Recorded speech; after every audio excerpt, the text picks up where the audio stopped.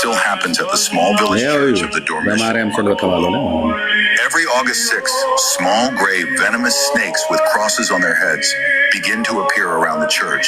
እባብ በየዓመቱ ከኦገስት 6 እስከ 15 መጥቶ እዛ ቦታ ላይ መታየቱ ለኔ ኦድ ነው፣ የተለየ ነገር ነው፣ ይለያል። እና ያንዷ የከፈለኛ ቤተክርስቲያን እዚህም ሀገር እኮ አለ እኛ ጋር ኢትዮጵያ ላይ እባብ ሳይሆን ንቦች ቤተክርስቲያኑን ሊያቃጥሉ ሲሉ ንቦች ጠበቁት ምናምን የሚሉ ስቶሪዎች በተለያየ ቦታ ላይ አሉ። እና አይ ዶንት ሪሜምበር ኤግዛክትሊ የትኛው ቤተክርስቲያን እንደሆነ ግን ከዛ ቤተክርስቲያን ሰምቼ አውቃለሁ። የሆነ ጭልጭል የሚል ነገር ከተገኘ ሰፈር ውስጥ የሚፈልቅ ነገር ከተገኘ በቃ ታምረኛው ብላ ታጥረዋለች። ዝነኛው ጉደኛው ጸበል ብላ ታጥረዋለች። ከዛ አንቺና አንተ ጀሪካን ይዘህ ነጠላህን አደግድገ እዛ ጫማቸውን አውለቃችሁ ነው የምትገቡት ተብሎ ይላል። ኤርሚ በቅርብ ጊዜ ተከሰተውን ታስታውሳለህ? በጎንደር ላይ ነው መሰለኝ ማርያም በዋርካ ስር ተገለጠች ተብሎ ሻማ ተለኩሶ ከዛ ለካ ቧንቧ ፈንድቶ ነበረ ካጠገቡ ወዲያውኑ ጸበል ፈለቀ ተባልና የራሳቸው ቤተክርስቲያን ተቃወሙ።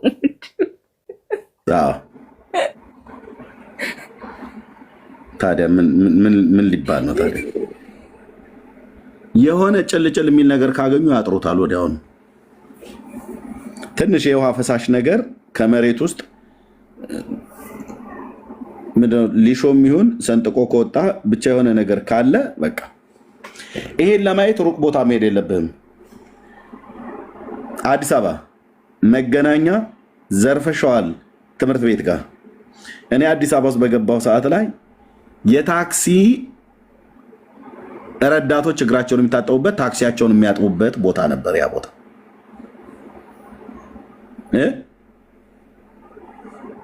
ከዛ ቀለበት መንገዱ ወደ ጉርድ ሾላ ምናምን ነገር የሚሰራው መንገዱ ሲወጣ ይሄ ቀለበት መንገዱን በተሰራ ሳለ ሲቆፈር ያ ጭልጭል እያለ ይወጣ የነበረው ታክሲ የሚያጥቡበት የጎዳና ልጆችም ራሱ የሚታጠቡበት የነበረውን ነገር ሲቆፈር የታምረኛው የቅዱስ እግዚአብሔር አብ ጸበል ብላ ወዲያውኑ አጠራቸው። ዘርፈሸዋል ትምህርት ቤት ጋር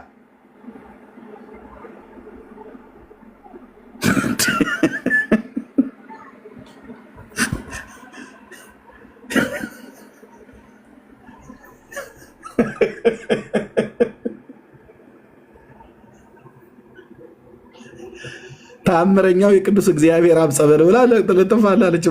ሂዱና መገናኛ ጋር ይወጥ ዘርፈሸዋል ትምህርት ቤት ጋር እንዴ ስንት ጊዜ ታክሲ ሲታጠብበት የነበረ ከዛ ከየካ ተራራ ስር የሚፈልቅ እኮ ነው ወንድም አለም።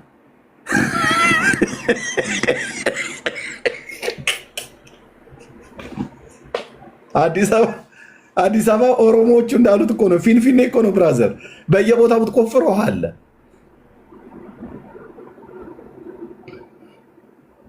ምንጭ ነው በቃ በየቦታው ማለት ነው። ጉደኛው የኪዳነ ምሕረት ጸበል ብላ ታጥርላለች።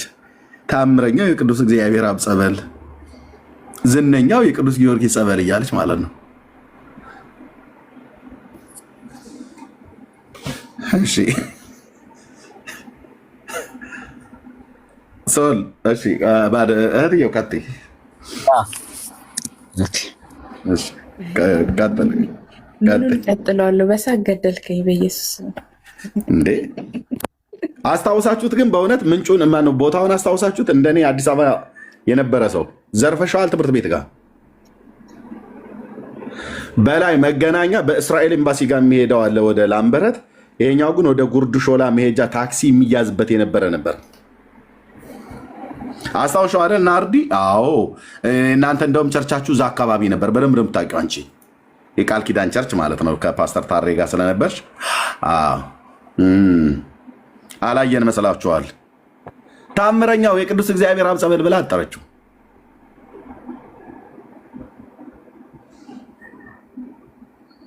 በዚች ሃይማኖት የጸናን ያድርገን ብለው ይለዋል ደግሞ ይመጡና ማለት ነው። ስንት ጉድ አለ። እሺ ሶል ቀጥል።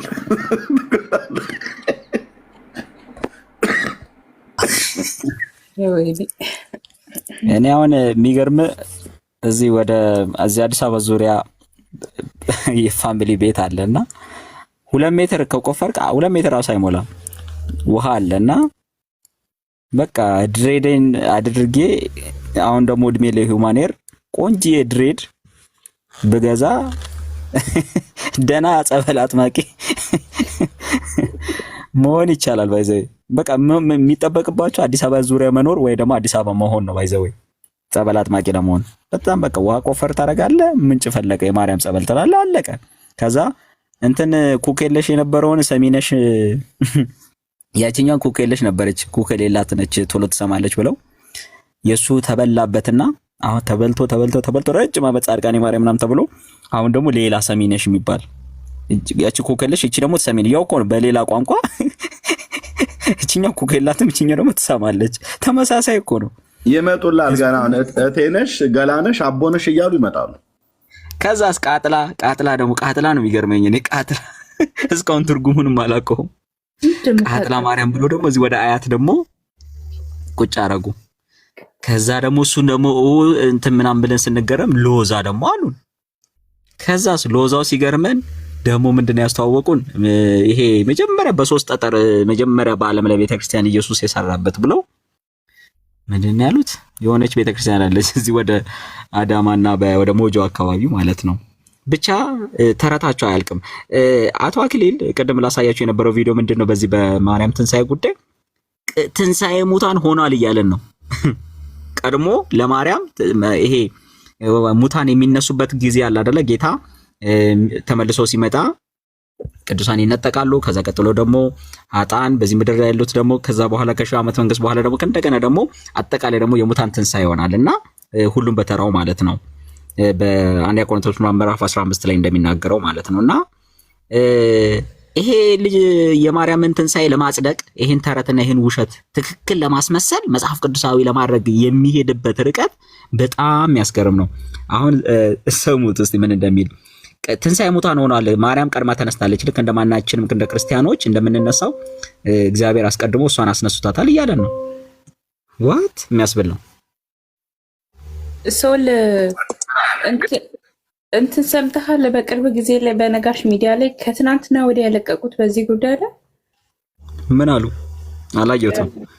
በማስረጃ ሲናገሩ ነበረ። መዝሙረ ዳዊትን ጠቅሰው ማርያም ስለ ማረጓን እና ሞትን ድል አድርጋ መነሳቷን በጣም ብሉይ ኪዳን እየጠቀሱ ነበረ ሲያወሩ የነበሩት። እንደው ሰምታችሁት? ትንቢት ተነግሮላታል ነው ልክ እንደ ጌታ። አሁን ጌታ ያ ኤርሚ ሰምተኳል? ቅድም እየጻፍኩልህ ነበረ እኮ እኔ እንደውም እሱን አይተህ የከፈትክ መስሎ የነበረ ይሄ ርዕስ አንተ ስትከፍት በጣም ነው የገረመኝ። እንሄድበታለን። እሱን ታሳይናለሽ መሲ አንቺ እቺኛውን ቆይ እንስማውና ከዛ አንቺ ደግሞ እሱን ታሳይንና እስቲ እንሄድበታለን። አክቹአሊ እኔ እቺን ቪዲዮ አሳይቻችሁ ከዛ በኋላ እንኳን መሽቷል እኛ ጋርና እሰማችኋለሁ። ተባረኩ። እኛ ከማግኘታችን ከማወቃችን ምን አስቀድሞ የዜና ለማን የተነገረው? ለቅድስት ድንግል ቀድሜ ያለፈ የተነገረ ነገር አለ። ግን ይሄ ለሁላችን ምን ነገር ትንሳኤውም ለሁላችን ነው። ለእመቤታችን ብቻ አይደለም። ጌታ ኢየሱስ ሞቶ የተነሳው ለእኔና ለእናንተ ብቻ ነው። እኛም በዚህ ምክንያት ጌታ ኢየሱስ ሞቶ ተነስቷልና ሞተን እንነሳለን። ግን ይህ ነገር አስቀድሞ እመቤታችን ላይ ደግሞ ተተግብሮ አየነው። ሁላችንም እንነሳለን። ቀድሞ ግን እሷ ጋር ተተገበረ። ትንሳኤ ሙታን ኦልሬዲ መተግበር ተጀምሯል። በማርያም የዛሬ 2000 ዓመት ትንሳኤ ሙታን ሆኗል ተብሎ በማርያም ተጀምሯል የሚል የሚገርም ድፍረት ማለት ነው። የሚገርም የእግዚአብሔር ቃልን ማጣመም። አሁን ይሄን ምንድነው? ምን ትሉታላችሁ? አሁን ይሄንን ማለት ይሄ እኮ ጀስት በቃ ሊትራሊ የኢየሱስ ክርስቶስን ትንሳኤ የሚቃወመው መንፈስ ኦኬ፣ በደንብ ደግሞ ተረቱን አስርጾ ህዝባችንን በባርነት እዛው ለማስቀረት በሐሰት ትምህርት ለመያዝ የሚደረገው ጥረት በእነዚህ ቲክቶክ ልጆች ላይ እንዴት እንደሚሰራ ነው የምናየው። ትንሳኤ ሙታን ሆኗል። ክርስቲያኖች አስቡት፣ ይሄን ኦርቶዶክስ ያራሳችሁ እስቲ አስተውሉት። ትንሳኤ ሙታን ቀድሞ ሆኗል። ሐዋርያው ጳውሎስ አልተናገረ ወይ ትንቢት አልተነገረላት። እሷ እንትን ክርስቲያኖች ትንሳኤ ሙታን ሲመጣ እንደሚነሱት ማርያም ነች ቀድማ የምትነሳው ተብሎ ትንቢት አልተነገረ። ነቢያት አልተናገሩ፣ ሐዋርያት አልተናገሩ። ምን ትሉታላችሁ ይሄንን? እና ይህ በዚህ በእመቤታችን ፍልሰታ ላይ የምናስበው በቃ እመቤታችን ስጋ ፈለሰ ብቻ ብለን እንድንቀመጥ ሳይሆን በዚህ ውስጥ አንደኛ ጌታን እንድናመሰግንበት እንችላለን። በውሸት ምን ነው የምታመሰግነው? በውሸት ኦኬ፣ ጌታ እንድናመሰግንበት የለማ። ጌታን የምታመሰግነው ኢየሱስ ስለተነሳልህ። ለምን? በመነሳቱ የኛ መነሳት ስለሆነ የኛ ሞትን ድል አድርጎ ማሸነፍ እንደሆነ በሱ ማሸነፍኛ ስለምናሸነፍ በሱ ሞትና ትንሳኤኛ ስለምንጸድቅበት፣ ስለምንቀደስበት፣ ስለምንነጻበት ማለት የስ ጌታ ለእናቱ ያደረገውን ነገር በደንብ የምንዘክርበት የምናስብበት ነው። ጌታ ለእናቱ ያደረገው እናቱን ቀድሞ አስነስቷታል። ከሙታን አስቀድሞ ትንሳኤ ሙታን መጀመሪያ በሷ ጀምሯል ሲባል ይሄን ሰምታችኋል ጋይስ? ቆጆ ተረት ማለት ነው። አብረን ግን ይህን ብቻ የምናስብ እንደው ዝም ብሎ እመቤታችን አረገች ወይም ደግሞ ስጋ ፈለሰ ምናምን ብቻ የምንልበት ሰላም ጌታን የምናመሰግንበት ከምን አንጻር ጌታ ስለ ሁላችን ሞቱ በመነሳቱ ይህ ነገር እውን እንዲሆን ያለ። ስለዚህ አሁን እመቤታችን ላይ የተፈጠረው ነገር እኛ ላይ ሊፈጠር፣ እኔ ላይ ይፈጠራል፣ እናንተ ላይ ይፈጠራል። ጌታችን ኢየሱስ የሁላችንም ስጋ ደግሞ ያነሳዋል። በስብሰን እንቀር አይደለም፣ እኛም ራሳችን ብንሆን ማለት ነው። ክርስቲያኖች በስብሰና እንቀር፣ እንነሳለን። ነፍሳችን ከስጋችን ጋር ተዋህዶ ይነሳል እና ጌታችን እኛንም ይወስደናል፣ ከእርሱ ጋር ያኖረናል። ይህን እናምናለን እና ይህ ነገር እውን የሆነበት ምስጢር ስለሆነ ጌታን የምናመሰግንበት።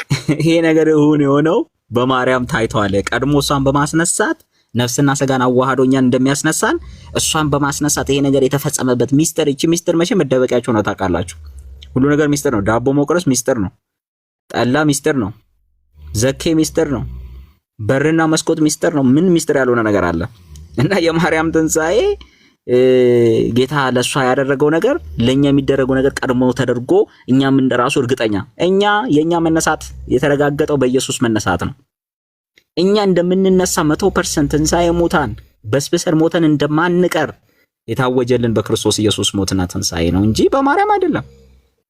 ፋክት እና ይሄን ላይ ሂድበት ኤርሚዬ። ተባረኩ። ቴንኪው ሶሪ። ይሄ እንግዲህ ማነው ጳውሎስ ከዚህ በፊት ብሎ ያላቸው ሄሜኔዎስ እና ፊሊጦስ የሚባሉ ይመስሉኛል። ሁለት ቃላቸው እንደ ጭንቁር የሚባላ ትንሣኤ ሙታን ካሁን በፊት ሆኗል ብለው እውነትን ይቃወማሉ ብሎ ያለው የእነሱ ርዝራዥ የሆነ ጎረምሳ ነው ማለት ነው። የሄሜኔዎስ እና የፊሊጦስ የተባሉቱ አይ ቲንክ ቃላቸውን ስማቸው እንደዛ መሰለኛል። ትንሣኤ ሙታን ትክክለኛ መናፍቃን ማለት ነው። መናፍቃን ትንሣኤ ሙታን ካሁን በፊት ሆኗል ብለው ያሉ እንደ ኦርቶዶክስ አይነት ምንፍቅና ሰይጣናዊ ትምህርት እኮ ማለት ነው። ወንድሞች እናቶቼ፣ ሞትን ድል አድርጎ የተነሳው ኢየሱስ ነው። አዎ የሙታን ትንሣኤ እንደሚሆን ነግሮናል አስቀድሞ። ማርያም ስለተነሳች የሚነሳ ክርስቲያን የለም ወንድሞች። ኢየሱስ ከሙታን ስለተነሳ ነው የምንነሳው። አለቀ። የእነሱን ማርያምን ፈጥፍጠን እንጥልላቸዋለን በውሸት የተፈጠረች ስለሆነች። የጌታችን እናት በትንሣኤ ቀን እንደምትነሳ ምንም ጥርጥር የለውም። አባቶች በኢየሩሳሌም ነው መቃብራቸው ያለው በሙሉ። አብርሃም፣ ይስሐቅ፣ ያዕቆብ በሙሉ ብትሄድ ኢየሩሳሌም ነው ያለው። ነቢያቱ በሙሉ እዛ ነው ያሉት። ኦኬ፣ ትንሣኤን ይጠባበቃሉ። ጻድቃን ናቸው፣ ነፍሳቸው በእግዚአብሔር ገነት አለ፣ ምንም ጥርጥር የለውም። የስጋን ግን ትንሣኤ ግን ይጠባበቃሉ። ጌታ በሚመጣ ሰዓት ላይ ይደረጋል ማለት ነው። የሙታን ትንሣኤ ይደረጋል። አለቅ። ከዛ ውጭ ይሄንን እንኳን ራሱ ጌታ ሲያደርግ እሱ ከሙታን ስለተነሳ ነው እኛን የሚያስነሳን። ማርያም ስለተነሳች አይደለም የሚነሳው። ደግሞ ትንሣኤ ይህን ተናግሬ ለዶክተር ልስጠው ግን እንግዳው ማለት ነው። አንድን ሰው ከሙታን ተነስቷል ብለህ ስትል የአይን ምስክሮች ካሉት ብቻ ነው ሊታመን የሚገባው። የአይን ምስክሮች የኢየሱስን ከሙታን መነሳት እውነት እንዲሆን ካደረገው ነገር አንዱ ወንድሞች ናቶች የአይን ምስክሮች አሉ። ልብ በሉ። በቃ ተነስቷል በሚባል ወሬ አይደለም እኛ ጋር የደረሰው። የአይን ምስክሮች አሉ። ከሙታን መነሳቱን ከገሊላና ከኢየሩሳሌም የሚከተሉ የነበሩ ሴቶች አይተዋል። ከመልአክ አፍ ሰምተዋል መነሳቱን። ልብ በሉ። መላእክት ናቸው ያበሰሩት። ለነዛ ለገሊላ ሴቶች ከሙታን መነሳቱን ሕያውን ከሙታን መካከል ስለምትፈልጉት አላችሁ ብለው ያሏቸው የሆነ እንትና የወይዘሮ አቦዘነች ሰውዬ ወይ ደግሞ ልጅ ወይ ደግሞ የሆነ ሰው አይደለም። ዛጋ ቆሞ ያወራቸው ከሙታን መነሳቱን የነገሯቸው የትንሣኤው ምስክር የሆኑ በመጀመሪያ ቅዱሳን መላእክት ናቸው።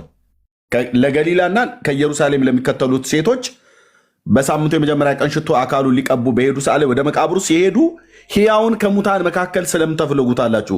ተነስቷል፣ በዚህ የለም። በገሊላ እንደነገራችሁ ይቀድማቸዋል። ሄዳችሁ ለወንድሞቻችሁ ንገሯቸው ብላ ያሉት ብራዘር ጥምጥም የጠመጠመ ሆዱን በዘኬ የሞላ ቄስ ወይ ደግሞ ፓስተር አይደለም። እሱን ያወራው መላእክት ናቸው የተናገሩት። የተረጋገጠ ነው ማለት ነው።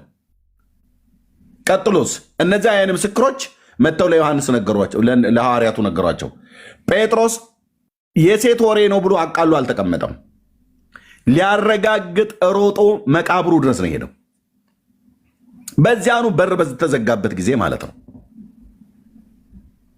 ለበበሉ የጌታን ከሙታን መነሳትን አረጋግጠው የተናገሩት መላእክት ናቸው። ሁለተኛ ሐዋርያቱ፣ ሴቶቹ መጥተው ለሐዋርያቱ ነገሯቸው። ሐዋርያቱ ሄደው ቀጥታ ነው ያየው። ጴጥሮስ ገብቶ ወደ መቃብሩ ወደ ውስጠኛው ክፍል ላይ ገብቶ ከመግነዙ ጨርቅ ውጪ ሌላ ምንም ነገር አላገኝም። በዚህ መካከል እያወሩ ደጆች ተዘግተው ሳሉ እያወሩ ፈርተው እያወሩ እያሉ ነው ሰላም ለእናንተ ይሁን ብሎ ወደ እነሱ የገባው። እያንዳንዱ ነው ያየው። ለእያንዳንዱ አላየውም ብሎ የሚል የለም። ቶማስ እንኳን አይቶ ነው የተጠራጠረው። አይቶት ግን ተጠራጥሯል። መብቱ ነው። ኢየሱስ ጋር ብትጠራጠር፣ አይታው ብትጠራጠር መብት ነው። የተጠራጠርከው ካለማወቅ የተነሳ ከሆነ ልብህን የሰራ ጌታ እግዚአብሔር ስለሆነ ሊያሳይህ ይችላል። እንደ ቶማስ ማለት ነው። አይቶ ነው የተጠራጠረው። በስጋ አይቶት ማለት ነው። ከሙታን መነሳቱን ዳሶ ቼክ አድርጎ ነው አይደለም ብሎ ኦኬ። እንዲያምኑም ደግሞ ከተጠበሰ አሳ ጋራ የማር ወለላ ሰጥተውት ከሙታን ከተነሳ በኋላ በላ ይላል። ኦኬ። እስከዚህ ድረስ ነው ጌታ እርግጠኛ እንዲሆኑበት ያሳያቸው። ከሙታን የተነሳ የማርያምን ከሙታን መነሳት እኮ ማንም እኮ ያየ የለም ብራዘር። ኦርቶዶክስ እንደ አቡጀዲ ጨርቅ ትቀደዳለች ከላይ እስከታች ማለት ማንም ያየ የለም። የአልዓዛርን ከሙታን መነሳት አይተዋል። የአይን ምስክሮች ነበሩ።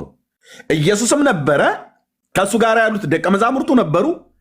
የለቅሶ ድንኳን በወቅቱ የነበሩት ሐዘንተኞች ወደ የቦታቸው ሳይበታተኑ ነው ተነስቶ ሲሄድ ወደ መቃብሩ ማርያምም እህትየዋ ማርታም ተከተሉት ሄዱ አብረውት እያለቀሱ። ኢየሱስ እኮ ብቻውን አይደለም እዛ ሄደው ታውቃለህ። መቃብሩ ጋር ሲሄድ አልዓዛር ሆይ ናውጣ እኮ ብሎ ሲላው እዛ የነበረ ህዝብ እኮ ነበር አብሮት ቆሞ። የአይን ምስክር ኢየሱስ ብቻ ነው አይደለም። ኢየሱስ እንኳ ብቻ ቢሆን እኛ እናምነውም ጌታችን እናምነዋለን። ግን ደቀ መዛሙርቱ አላዩም? ከኢየሱስ ጋር አይተዋል። አልዓዛር ከሙታን ልክ እንደዛው እንደተጠቀለለ ከነ መግነዙ ጨርቅ ሲወጣ አይተዋል። ሐዋርያቱ ብቻ አይደሉም። በለቅሶ ቤት የነበረው የሚቃወመው፣ የሚሰድበው፣ ሊገሉት የሚፈልጉ ሁሉ አይተውታል። አላዩትም? አይተዋል። የምስክሮች ናቸው ከሙታን መነሳቱ ማለት ነው። አንተ የማርያምን እኮ ማንም እኮ ያየ የለም። ይሄ መተተኛ ደብተራ ሁሉ ውሸት ፈጥሮ የጌታችን እናት ተነስታለች ይላል። የጌታችን እናት እኮ ትልቅ ሴት ናት ብራዘር። ብትነሳ እሷ ከማን አንሳ ነው መጽሐፍ ቅዱስ ላይ የአልዓዛር ከሙታን መነሳት ተጽፎ የማርያም የማይጻፈው ለምንድን ነው? ተነስታ ቢሆን ኖሮ ዮሐንስ እንዴት የአልዓዛርን ጽፎ እንዴት የጌታችንን እናት ይተዋታል? ወደ ቤት ወሰዳት የተባለ ሐዋርያ እንዴት ከሙታን መነሳቷን አይቶ በጸገነት ስር ተቀምጣ አያት፣ በተመስጦ መጣበት፣ ወደ ደመና ሄደ፣ ተሽከረከረ፣ ዋኘ ምናምን ነገር ብላችሁ አርቲ ቡርቲ የሆነ ተረት አልኩኝ። ኦርቶዶክስ ተረትሽ ላይ አክትፍ። ነውር እኮ ነው ወንድሞች እናቶች፣ ነውር። ህዝብን በዚህ ናህል ልክ ማታለ ነውር። የጌታ እናት ማርያም ከአልዓዛር አታንስም አንተ። የጌታ እናት ማርያም ከሙታን መነሳቷ እውነት ቢሆን ኖሮ ከዶርቃ አታንስም። እሷ ዶርቃ ከተባለችዋ ሴት አታንስም። የጌታ እናት ማርያም ከሙታን ተነስታ ቢሆን ከኢያኢሮስ ልጅ አታንስም። ጣሊታ ሆይ ተነሽ ብሎ ካላት ብላቴና ማለት ነው አታንስም። እንዘቀዝቅላችኋለን ኦርቶዶክስ ማርያም ብለው የሚሏትም ማለት ነው። እዘቀዝቅልሃለሁ አልኩ። አታንስም። የጌታዬ እናት እግዚአብሔር አድርጎት ቢሆን አስነስቷት ቢሆን የትንሣኤ ምስክር የሆኑ ሐዋርያቱ እነሱ እንደጻፉት አይተው ቢሆን ኖሮ በጻፉልን ነበረ።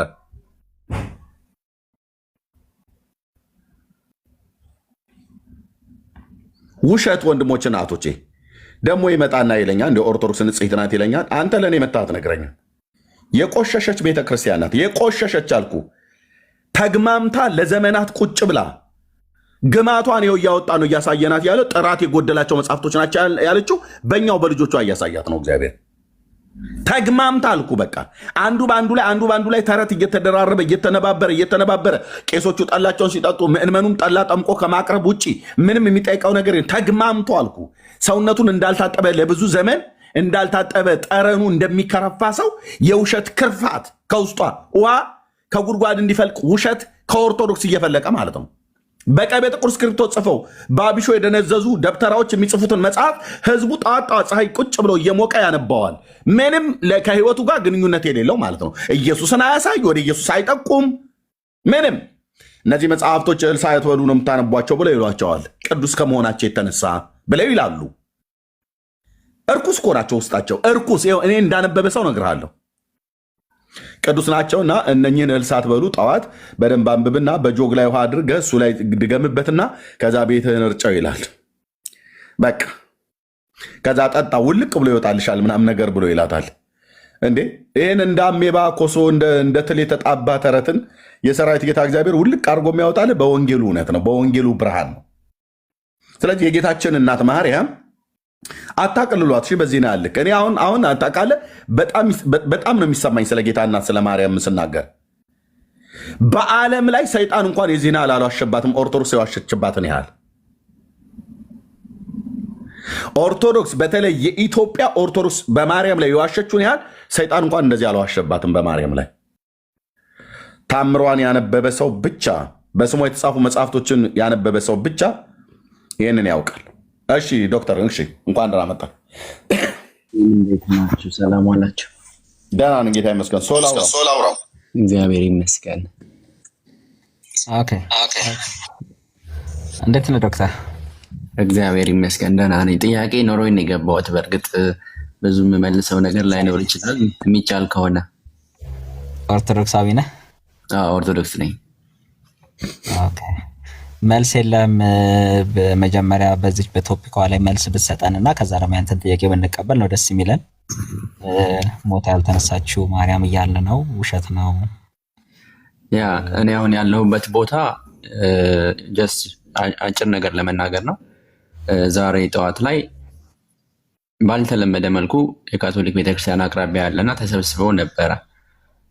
ለጊዜው ውጭ ነው ያለሁት እና ምንድን ነው እየተጠቃቸው አሰምሽን ኦፍ ሴንት ሜሪ እናከብራለን ዛሬ ኦገስት 15 ስለሆነ ኦገስት 15 ላይ በካቶሊክ ቤተክርስቲያን አሰምሽን ኦፍ ሴንት ሜሪ ይከበራል ወይ ደግሞ ዶርሚሽንም ይባላል ምናምን አሉኝ። ከዛ አይ ዋዝ ኢንተረስትድ ቢኮዝ ለእኔ ኢትዮጵያ ብቻ ናት የሚመስለኝ የነበረው የምታከብረው እና አሰምሽን ኦፍ ሴንት ሜሪ ብዬ ስጽፍ በጣም ብዙ ታሪክ ነው ያገኘሁት እና ሮማን ካቶሊክ፣ ኢስተርን ኦርቶዶክስ፣ ግሪክ ኦርቶዶክስ፣ ራሽያን ኦርቶዶክስ፣ ኮፕቲክ ኦርቶዶክስ፣ ኢትዮጵያን ኦርቶዶክስ፣ ኤርትሪያን ኦርቶዶክስ፣ አርሜኒያን፣ ሲሪያን፣ ማላንካራ፣ ሲሪያ እነዚህ ሁሉ ያከብሩታል ይላል እና ከነዚህ ከተዘረዘሩት ውስጥ ኦገስት 22 የሚያከብሩት ኢትዮጵያ፣ ኤርትራና ኮፕቶች ብቻ ናቸው ይላል። ኢትዮጵያ፣ ኤርትራና ኮፕት፣ የግብፅ፣ ኢትዮጵያና ኤርትራ ኦገስት 22 ያው ካላንደራችን ነው ቤሲ ስለሚለይ ማለት ነው። ሌሎቹ ግን ሁሉም ኦገስት 15 ላይ ያከብሩታል ይላል። then I was questioning this thing because it's new to me። እኔ ከልጅነቴ በቃ ፍልሰታ የልጅነት ጾማችን ኢትዮጵያ ብቻ የምታከብረው ነው የመሰለኝ እና ገብቼ አንብቤ ነው እነሱ ዶርሚሽን ካሉኝ በኋላ ገብቼ አነበብኩኝ። ምንድን ነው በዚህ ጉዳይ ላይ ያለው ኢንተርኔትም ቼክ አደረኩኝ። ከዛ ደብል ቼክ ብዙ ቦታ አየሁኝ። ኦገስት 15 ደግሞ ዛሬ ነው ቀኑ። በዚህ ቀን እንደሚያከብሩት ተረዳሁኝና እንዴት ይሄ ሁሉ ቤተክርስቲያኖች ምን ሳይሆን እኮ ቤዚክሊ ኦሪየንታሎቹም ሁሉም ያከብሩታል፣ ኢስተርኖቹም ካቶሊኮቹም ያከብሩታል። ዶክተር ከዓለም ላይ አሁን አንተ በጣም ማጆሪቲ ያረከው እኮ በጣም ብዙ ክርስቲያኖች እንደዛ እንደሚያምኑ እያሰብክ ነው እና በዓለም ላይ እንግዲህ ክርስቲያን የሚባለው ሴክት ወይ ደግሞ ከዚህ ከዓለም አጠቃላይ ክርስትና ከሚባለው ውስጥ አሁን የጠራቸው ቤተክርስቲያኖች ስንት ፐርሰንት ናቸው ብለህ ታስባለህ? ጀስት ግርድፉን ንገረኝና ግምትህን፣ ከዛ ደግሞ ያው ጉግል ስለምታረግ ታገኘዋለህ ብዬ ነው። ስንት ፐርሰንት የሚሆኑ ይመስላል? ለምሳሌ ወደ 1 ቢሊዮን የሚጠጋ አማኝ አለ። ካቶሊክ ብቻዋን 1 ቢሊዮን ምናምን አላት። ከዛ በኋላ ፕሮቴስታንቱ፣ ከዛ ኢስተርን እና ኦሪየንታል ኦርቶዶክሶችን ጨምራቸው አድቬንቲስት እንኳን በዚህ ውስጥ ባናካትተው ብዬ ነው። እነዚህ ስታስባቸው ከዚህ ውስጥ አንታው በጣም ትልቁ ማህበረሰብ ክርስቲያን የሚባለው ማህበረሰብ በማርያም ዘ አሴንሽን ኦፍ ሴንት ሜሪ የሚያምን ለመሰለ ስለመሰለኝ ነው ንግግርን ሳየው በልጅነት ኢትዮጵያ ብቻ የሚከበር መስሎክ የኢትዮጵያ ነገር ብቻ ነው ለካ ኦኬ በፊት የሚመስለው ግን አሁን ለካ ዓለም አቀፍ ነው በጣም ብዙ ክርስቲያኖች ለካ እንደዚህ ያምናሉ የሚል ኢምፕሬሽን ያየሁበት ስለሆነ ነውና እስቲ ምን ያህል ፐርሰንት ይመስሏል እነዛ ሴክቶች ምን ያህል ኢስተርን እና ኦሪየንታል አንድ ላይ ደምራቸው ማለት ነው ኢስተርን ፐርሰንት ክርስትናውን ይዛሉ? ለመገመት ይቸግረኛል እንደ ቁጥር ግን we can always check ፋክት ስለሆነ ጉግል ማድረግ ይቻላል። ግን ካቶሊክ አለ ካቶሊክ ኢስተርን አለ ከዛ ኦሪየንታል አለ ከዛ ደግሞ እነዚህ አሲሪያን ቸርች ምናምን የሚባሉ አሉ ወደ ኢራን ኢራቅ አካባቢ አሉ እነዚህ ሁሉ ያከብሩታል which means የቀረው አሁን ፕሮቴስታንት ብቻ ነው ማለት ነው። እነዚህ አሁን እኮ ሌላ እኮ ሴክት የለም። ካቶሊክ ካለን ኢስተርን ካለን ኦሪየንታል ካለን እና አሲሪያ ካለን የቀረው የፕሮቴስታንትና የማርያም ችግሩ ምንድነው? የማርያም የካቶሊኳ ማርያም እና የኦርቶዶክሷ ማርያም አንድ እንዳልሆኑ ታውቃለህ? የቴዎሎጂካል ዲፈረንስ አለ የሚያዩበት ጭራሽ አይገናኙም እንጂ ዲፈረንስ አለ። እሱ ጋር ብዙ ቴዎሎጂካል ብቻ ሳይሆን አይገናኙም፣ ጭራሽ አይገናኙም። ማለት ያቺ ከሰማይ የመጣች ነች ምናምን እቺኛዋ ሐናና ኢያቄም የወለዷት ነች፣ አይገናኙም ከነሱ ጋር። ያ ሐሳቤ ምን ማለት ነው? እዚህ ካቶሊክን እንዳጨምረው ብዬ ነው። ካቶሊክ ኦልሬዲ ሮንግ የሆነ ትምህርት ነው በማርያም ያላት ከኦርቶዶክስ ጋር ማይገናኝ ነው። ገና ለገና ተነስታለች ስላለች ብቻ አንድነን ብለህ እንዳትደምራቸው ብዬ ነው። እንደዛ አይደለም አሰምሽ እኔ እያልኩ ያለሁት ምንድነው? ተመሳሳይ ትምህርት ካላችሁ ከኦርቶዶክስ ጋር የኢየሱስ ክርስቶስ እናት ናት በሚለው ይስማማሉ። ግን ሰማያዊት ናት ወይስ እኛ ጴንጤ አይስማማም? አይ ሰማያዊት ናት ወይስ ክርስቲያን ያምናል በኢየሱስ እናትነት እኮ ገብቶኛል። ሰማያዊት ናት ወይስ ምድራዊት ናት በሚለው ጉዳይ ይለያያሉ። ይሄ ፋክት ነው። ዛስ ሜጀር ኢሹ። አዎ ዞሮ ምን መሰለህ ምን ልል ፈልጌ ነው የካቶሊክ ቤተክርስቲያን በእናንተ እይታ ኢቨን እነሱ ብቻ አይደሉም የኢስተርን ኦርቶዶክሱ ጨምሮ ከኢትዮጵያ ኦርቶዶክስ ጋር የምሳሌ ኢስተርን ኦርቶዶክስን ጉባኤ ካላባት የሚሉትን የኬልቄዶን ጉባኤ ስለማይቀበሉ ተዋጋግዘው አናቴማ አስቀምጠው እርስ በርስ አብሮ ቁርባን ሼር የማያደርጉ ናቸው።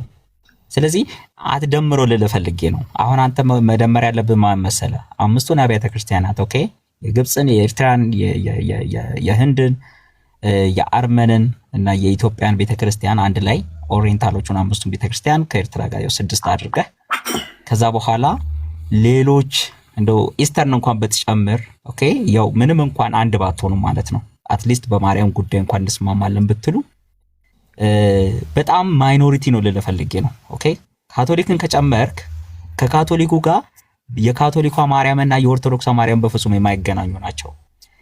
ከዛ ባለፈ ግን ዋናው ነገር ምንድነው? አሁን ቁጥሩ ስላነሳና ያን ኢምፕሬሽን ስላየውብን ወደዛ ያርኩትኝ ነገር ግን ወደ ቶፒኩ እንመለስ። አሁን ያልካቸው በአለም በውጭ ላይ ያያቸው ኦርቶዶክሶች ኪዳነ ምሕረት የሚለውን ይቀበላሉ? መጀመሪያ ኪዳነ ምሕረት ማን ነው ላንተ? ምንድነው የቃሉስ ትርጉም የሚለውን ትነግረኛለህ? እሱ ሌላ ቶፒክ ነው። አሁን እኔም ና በዓሉ እኮ ይሄ ፍልሰታ እኮ ኪዳነ ምሕረት እኮ ነው። የምሕረት ኪዳን ቅድም እያነበብኩልህ ነው። አንዴ ቆይ እየተከባበርና እየተደማመጥ እንድንቀጥል እኔ ምንድን ያልኩት ስጀምር በካቶሊክ እና በኦርቶዶክስ ስለ ማርያም ያለው እይታ አንድ ነው አላልኩኝም። ምንድነው እያልኩ ያለሁት ማርያም አሰምሽን ወይም ደግሞ ዶርሚሽን በሚል የሚከበር ፊስት አላት። በካቶሊክ የሚከበራል፣ በኢስተርን የሚከበራል፣ በኦሪየንታል የሚከበራል። ይሄ ምንድነው ብዬ ስጠይቅ እዚህ ጋር ማለት ዛሬ ኦገስት 15 በመሆኑ ነው። በቃ እነሱን ስላየው ነው I was interested and I checked it assumption of Saint Mary ብላችሁ እዚህ ውስጥ ያላችሁ ወንድሞች ሁለቱ ነው። አይ ገብቶናል እኮ ዶክተር ደገምከው እኮ አሁን እሱ ገብቶናል እኮ የኛ ፖይንት ምን መሰለ መጽሐፍ ቅዱሳዊ ይኸውልህ። አይ ዶክተር አይ ምን መሰለ ለምሳሌ ስለደገምከው ነው መግለጽ አልችልም አይደለ? እናንተም እኮ ብቻችሁን ብዙ ሰዓት አውርታችኋል አይደል? ለሌላ የፈለኩት መሰለ አትድገመው ነው ሐሳቡን አትድገመውና ወደ ቀጣዩ ሐሳብ እንድንሄድ አልደግመውም። ቅዱሳዊ አድርገው አሁን የነሱ የሚያየው ይሁን ሀገር ውስጥ ያለውም አንድ ላይ ደምረኸው አሁን እሱን ታሪክ መጽሐፍ ቅዱስ ያደርገልን ሐዋርያቱ የዓይን እማኞች ስለመኖሩ ይሄ ነገር እነዚህ አብያተ ክርስቲያናት ምን አይነት ግራውንድ አላቸው መጽሐፍ ቅዱሳዊ ነው ትምህርቱ የሚለውን ነገር ነው ማውራት ያለብን። ኦኬ እኛ ከሱ አንፃር ስለሆነ የምንፈትሸው። መልካም እንመጣበታለን። የትም ስለማንሄድ ጊዜ ስላለን እንመጣበታለን። ግን ኢትዮጵያ ኦርቶዶክስ ብቻ ናት የሚያከብረው የሚለው አሰምሽን ትክክል እንዳልሆነ፣ ከኢትዮጵያ ኦርቶዶክስ ውጪ ሁሉም ኦሪየንታሎች ያከብሩታል፣ ሁሉም ኤስተርን ኦርቶዶክሶች ያከብሩታል፣ ሁሉም ካቶሊኮች ያከብሩታል። ማን ነው እንደዛ ያለው? ልጨርሳ ሐሳቤ የሚክላል አሁን ገብቶኛል። ግን እኛ ክሌም ያላልነውን ሚስኮት አድርገህናል ብዬ ነው። ሳይሆን እናንተ ኢትዮጵያ ኦርቶዶክስ ናት ብቻ የምታከብረው ብላችኋል ብዬ እናንተን እየወነጀልኩ አይደለም። እኔ የራሴን ንግግር እሱ ነው ንግግር ነው የተረዳሁትን ሼር እያደረኩ ነው ለእናንተ። አሁን እነዚህ ሁሉ የሚያከብሩት በዓል ነው። መቼ ያከብሩታል? ኦገስት 15 አብዛኞቹ ያከብሩታል። ኢትዮጵያ፣ ኤርትራና ግብጽ ደግሞ ኦገስት 22 ያከብሩታል። which is አሁን እኛ በኢትዮጵያ ካላንደር በ16 ማለት ነው። ስለዚህ በዓለም አቀፍ ሁኔታ የማያከብረው ፕሮቴስታንቲዝም እና አድቬንቲስት እንደዚህ የሚባሉት ሪሰንት ያሉት የእምነት ተቋማት አያከብሩትም። ይሄ ኤስታብሊሽድ የምናደርገው ፋክት ነው። አንደኛ we are not recent ዶክተር we are not recent አሁንም እየሳትክ ነው። ሪሰንት ናቸው ፕሮቴስታንትና ሪሰንት ያሉ እምነቶች ናቸው። ለምሳሌ ይሄ ነው ስቴትመንቱ። አሁን ካቶሊክ ስለማከብሯ ስህተት ነው እሱ ራሱ ቶፒኩ ባይሆንም ሪሰንት የሚለው ቃል አትጠቀም ነው። ሪሰንት አይደለንም እኛ። በንጽጽር ሲታይ ራሱ ኦርቶዶክስ ነች ሪሰንት። በንጽጽርም ካየ ነው በቁጥር ምንድነው በ400 ዓመተ ምህረት ላይ በ450 ላይ ነው ኦርቶዶክስ የተፈጠረው።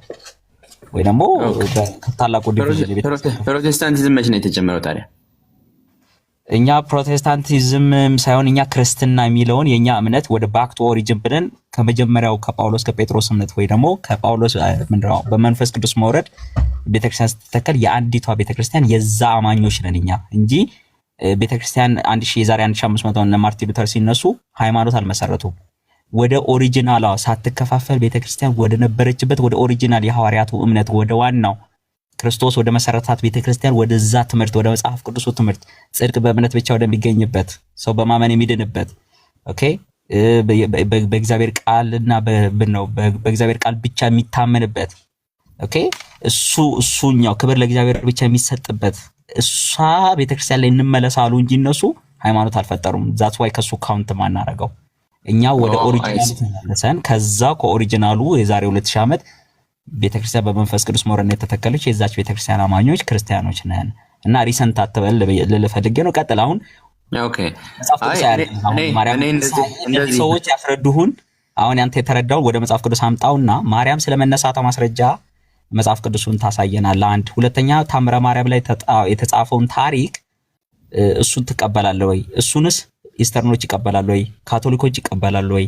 ገባ አይደለ? ጌታ ኢየሱስ መጥቶ አሁን በ16 ቀን እዚህ ሲከበር ኦኬ ቅዳሴ ቀድሶ ኦኬ አቁርቦ ቆርቦ ምናምን ነው። ብዙ ታሪክ አለ። ቃል ኪዳን ገብቶ የኃጢአትን ስር ምንድነው ኃጢአትን አስተሰርያለሁ ዝክርሽን ይህን መታሰቢያሽን ያደረገ ኃጢአቱ ሊሰረይለታል ምናምን ብዙ ጣጣዎች አሉትና ከነሱ ጋር አትደባልቆ ልፈልጌ ነው። ጀስት ፎከስ አድርገና አንተ ኢትዮጵያ ኦርቶዶክስ አማኝ ስለሆንክ ከነሱም የሚለይበት ምክንያት አሁን በነገርኩ ነው። ታምረ ማርያምና ምን አለ መሰለ ስንክሳር መጽሐፍ አለ።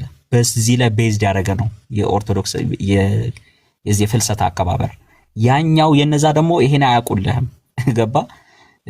ታቦት አያውቁልህም፣ ምን አያውቁልህም፣ ምን አይገናኝም። የኪዳነ ምሕረት ታቦት ምናምን አያውቁም። የምሕረት ኪዳን በክርስቶስ እንደሆነ ነው የሚያምኑት ምናምን እና ብዙ የተለየ ነገር ስላለ ፎከስ አድርግና አንተ ግን ማርያም ከሙታን ስለመነሳቷ አንተ እንዴት ልታምን ቻልክ?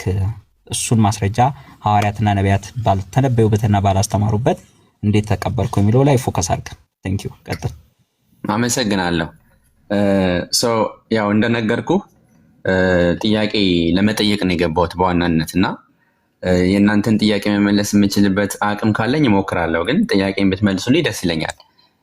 አሁን ከኢትዮጵያ ኦርቶዶክስ ተዋሕዶ ቤተክርስቲያን ውጪ በሌሎች ዘንድ ይከበራል የሚለውን ተቀብላችሁታል ወይስ የኔ ስህተት ሆኖ የሚቆጠር ነው? አይደለም፣ እኛ እንደሚከበር እናውቃለን፣ ግን ከኦርቶዶክስ የተለየ ነው የሚለውን እንድትይዝ ደግሞ እንፈልጋለን። አይገናኝም። ምክንያቱ ኮዙ ምናምን ማርያም ተነስታለች የሚል ቢሆንም ነገር ግን የኢትዮጵያ ኦርቶዶክሱ ግን በጣም የተለየ ከዛ የራቀ ብዙ ኮተቶች ያሉበት ነው። ሁለተኛ ግን ስለዚህ መነሳቷን ከተስማማን በኋላ የሚሉትን ከተስማማን በኋላ ግን ሁለቱም ግን የውጭም የውስጡም የሀገር ውስጡም ኢትዮጵያውም የውጮቹም ግን አንድ ላይ ሁለቱም ስህተት መሆናቸውን ግን መናገር እንችላለን።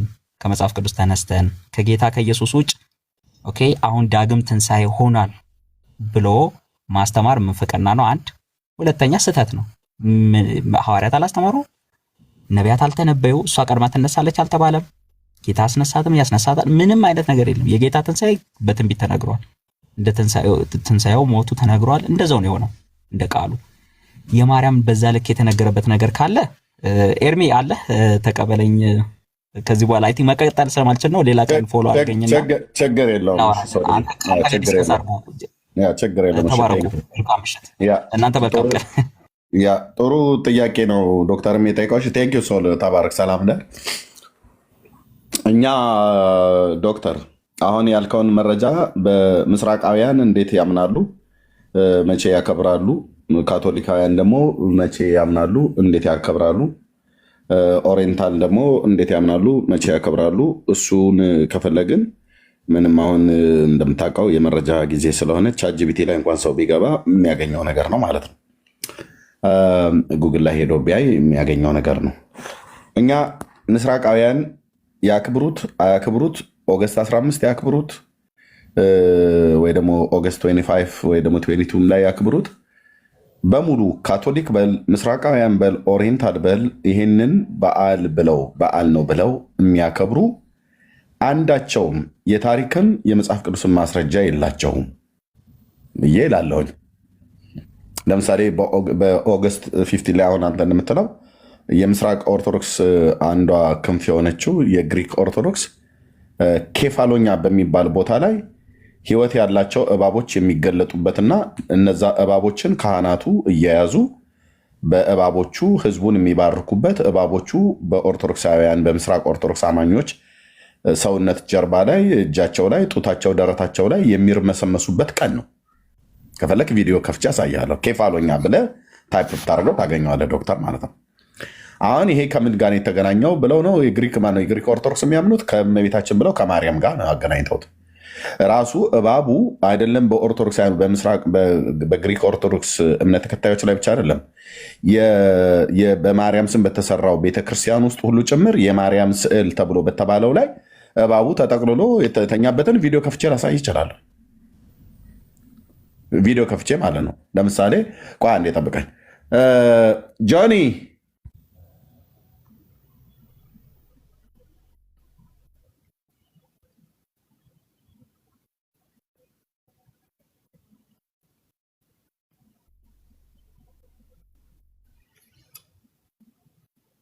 ኦኬ። እና ኬፋሎኛ ብሎ በሚባለው በግሪክ ኦርቶዶክስ ተዋሕዶ ቤተክርስቲያን ኦገስት 15 ላይ አሁን አንተ ባልከው ቀን የምስራቅ ኦርቶዶክስ አንዷ ናት እንግዲህ ጉባኤ ኬልቄዶን ላይ ከነበረችዋ ጥንታዊት ቤተክርስቲያን አንዷ ናት አይደል ግሪክ። ኦኬ። ወደ እባቦቹ እንሂዳ። እባብ ለዋ ላይ የሚጨፍርባት ሰው በእባብ የሚባረክበት ካህናቱ እባቡን እንደ መስቀል ይዘው በእባብ ህዝቡን የሚያሳልሙበት። አሁን እነዚህ መቼ ነው የሚያከብሩት? እንዴት ነው የሚያከብሩት? እኔ እነዚህን ከአረማውያን ለይቼ አላያቸውም። አረማዊነት ነው ይሄ። ምክንያቱም በጥንት መካከለኛው ምስራቅ የሚሆን በጥንት መካከለኛው ምስራቅ በባቢሎናውያን፣ በሴሪያን፣ በአሶራውያን ይሄ አይነት ልምምድ ስለነበረ ማለት ነው። ኦኬ ኬፋሎኛ ለምሳሌ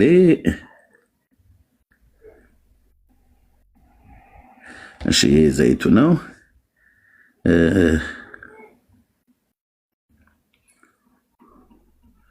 አንዴ ጠብቁኝ።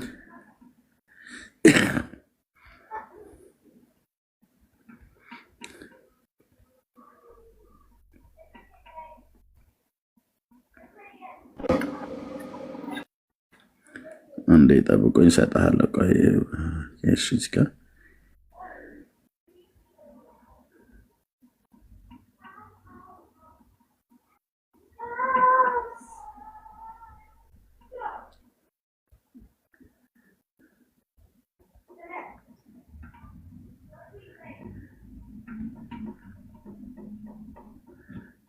ኦኬ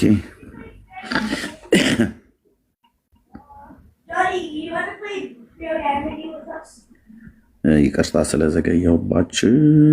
ኦኬ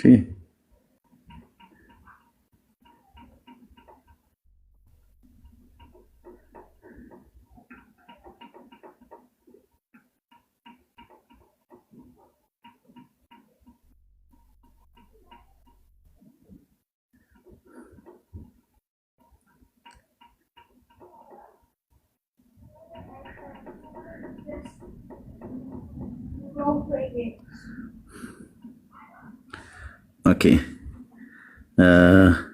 አንዴ ቆይ። እሺ ዶክተር እስከዛ አውራ። ሶሪ ስላቆየኋችሁ ይቅርታ። ግን ባለፈው ገብቼ እርሶ ስላልኩኝ የተወሰነ ቅሬታ ነበርና እርሶ ልበል ወይስ አንተ ልበል? ኖ ችግር ያለ እኔ አንተ ነው ማለት ያለብህ። እሺ ያ ለምሳሌ የግሪኩን ማለት ነው በኬፋሎኛ ላይ ያለውን አውጥቼ ያሳያለሁ እዚህ ላይ ማለት ነው።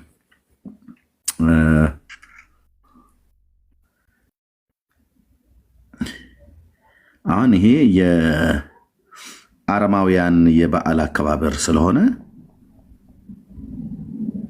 በፍጹም ልንቀበለው አንችልም። ኦኬ ቅርታ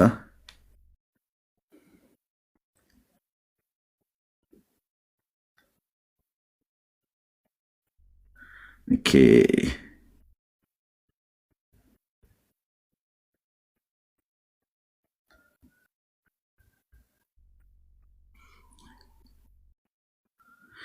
ይሄ ማለት ነው ዶክተር አኔ በኦገስት 15 ላይ የሚከበር ነው። Every August 6th, these snakes appear at a single church in Kefalonia, Greece. Venomous snakes normally... Every August 6th, these snakes appear at a single church in Kefalonia, Greece. Venomous snakes, normally deadly, crawl into a church, coil around icons, and let pilgrims, even children, pet them without fear. Then at midnight, they revert to their wild nature. What is this mystery? This is the Christian miracle that nature refuses to forget. The story begins in the 18th century on the island of Kefalonia, at the monastery of Markopoulo. Pirate raiders had stormed the island, intent on looting the monastery and harming the nuns. As the pirates closed in, the nuns prayed desperately to the Virgin Mary for protection, begging to be turned into snakes rather than be captured. Miraculously, as the pirates burst through the doors, the monastery was swarming with venomous snakes. Terrified, the pirates fled, and the nuns were saved. Today, the phenomenon still happens at the small village church of the Dormition. Every August 6th, small, gray, venomous snakes with crosses on their heads begin to appear around the church, drawn by an unseen force. For hours, these normally dangerous creatures are utterly docile. They entwine themselves around the priest's mitre, crawl over the iconostasis, and allow people to hold and even kiss them. Scientists and herpetologists have no explanation. These are real venomous adders, yet their venom glands remain inactive, and their behavior is entirely unnatural. At the stroke of midnight, as suddenly as they appeared, the snakes vanish or become aggressive once more. It is a profound sign from the Virgin Mary herself, a reminder that even nature bows to the divine. Every August 6th, these snakes appear at a single church in Kefalonia. በግሪክ ውስጥ እንግዲህ በምስራቅ በጥንታውያን ከተባሉት የኦርቶዶክስ የምስራቅ ኦርቶዶክስ አንዷ ግሪክ ነች እንደምታውቀው ዶክተር። አሁን እኔ እነኚህን ቤተክርስቲያን ብሎ ለመጥራት እኔ ራሱ በግሌ ማለት ነው እኔ በግሌ ይከብደኛል። ምክንያቱስ እንዲህ አይነት ዲመኒክ የሆነ ማለት ነው ግሪክ በጥንት ዘመን ጀምሮ በሐዋርያው በጳውሎስም ዘመን ከዛ በፊትም በነበረ ማለት ነው በአረማዊነቷ ትታወቃለች። ጳውሎስ ገብቶባት ነው ክርስትናን የሰበከባት። ከዛ በፊት ግን የምትታወቀው የአረማውያን ሀገር ናት። በቃ አጋንንት በዘመንኛው አነጋገር ጂንስ ለብሶ በጠራራ ፀሐይ ወክ የሚያደርግበት ምድር ማለት አንዱ ግሪክ ነው። አጋንንት ማለት ነው አይኑን አፍጥጦ ጥርሱን አቅጥጦ ጥርሱን ቦርሾ የሚሆን ሳይቦርሽ ባልታጠበ ፊቱም በታጠበ ፊቱም ተብሎ እንደሚባል ወክ የሚያደርግበት ምድር ግሪክ ነው። ይሄ ደግሞ ይታወቃል መጽሐፍ ቅዱሳችን ላይ እንደሚታወቀው ማለት ነው። ልክ የፋርስ አለቃና የግሪክ አለቃ ተብሎ የተባለው በትንቢተ ዳንኤል ላይ እንዳለው ዓለም በርኩሰት ነው የተያዘችው። በአጋንንት ስልጣን ስር እንዳለች ይታወቃል። ምንም እንኳን እግዚአብሔር የበላይ ጠባቂ ሆኖ እንዳለ ብናቅም ዓለም በክፉ እንደተያዘች እናውቃለን ብሎ ስላለ ማለት ነው። ስለዚህ አሁን የግሪክ ኦርቶዶክስ ታከብረዋለች ብለህ ብትለኝ እኔ ኦገስት 6ንም ይሁን 15ንም ይሁን ማንንም ይሁን ማለት ነው ባገኛቸው ግሪኮችንም አግኝቼ ጠይቄያለሁ። የማርያምን ከሙታን መነሳት የምታከብሩበት የመጽሐፍ ቅዱስ መረጃ አቅርቡልን ያሉ አንድም ሊያቀርብ የቻለ የለም። በታሪክ ውስጥም አምጡ ነው ያላቸው። አንድም ሊያሳዩ የሚችሉት ነገር የለም ማለት ነው። ስለዚህ አሁን ቅድም እንዳልከው ዶክተር አንተ ካቶሊካውያን ቢያከብሩ፣ ምስራቃውያን ቢያከብሩ፣ ኦሪየንታሎች ቢያከብሩ እኔ እነማ ያከብራሉ፣ መቼ ያከብራሉ፣ እንዴት ያከብራሉ፣ ለምን ያከብራሉ ብሎ የሚለው አይደለም። በዓሉ ለማክበር መሰረት ያደረጉት የማርያምን ከሙታን መነሳት ነው። ኦኬ፣ የማርያም ከሙታን መነሳት አስረጂ ሊሆን የሚችል መጽሐፍ ቅዱሳዊ ቢብሊካል ኤቪደንስ አላቸው ወይ? አንድም ነቁጣ የላቸውም። በትንቢትም ይሁን በቅኔም ይሁን በተምሳሌት የተነገረ ነገር የለም መጽሐፍ ቅዱስ ውስጥ። ሁለተኛ፣ በቤተክርስቲያንስ ታሪክ መረጃ አላቸው? የላቸውም። አለን ብለው ቢሉትም ሐዋርያቱ የማያውቁት ማለት ነው። ፈርስት ሴንቸሪ ላይ ይህንን ጉዳይ ከአባቶች በተለይ ከሐዋርያቱ ነው የምንጀምረው። ነገር ሁሉ ከስሩ አደ ብሎ የሚል ከስሩ ስንጀምር አንድ ማስረጃ የለም። ስለዚህ እነሱ ያከብሩታል ብለህ ብትል በመረጃ እናውቀዋለን ያከብሩ እንደነበረ ማለት ነው። ይከበራል፣ ግን የሚከበረው ነገር ሁሉ እውነት አይደለም። እውነት አይደለም እና እንደዚህ አይነት ኬፋሎኛ ላይ አለ ግሪክ ማለት ነው በስርዓት የሚከበርበት ሚራክለስ ብለውት እንደውም እንደዚህ አስቀምጠውታል። ያው እነዚህ እባቦች በግሪክ ሳይንቲስቶች ራሱ ተመርምረው ከየት እንኳን እንደሚመጡ ወዴት እንደሚሄዱ እንኳን ራሱ አይታወቅም፣ ግን ይገለጣሉ። በኦገስት 15 ላይ ነው ምናምን ነገር ይገለጣሉ። እዚህ ኬፋሎኛ የምትባለዋ የግሪክ ደሴት ላይ ማለት ነው።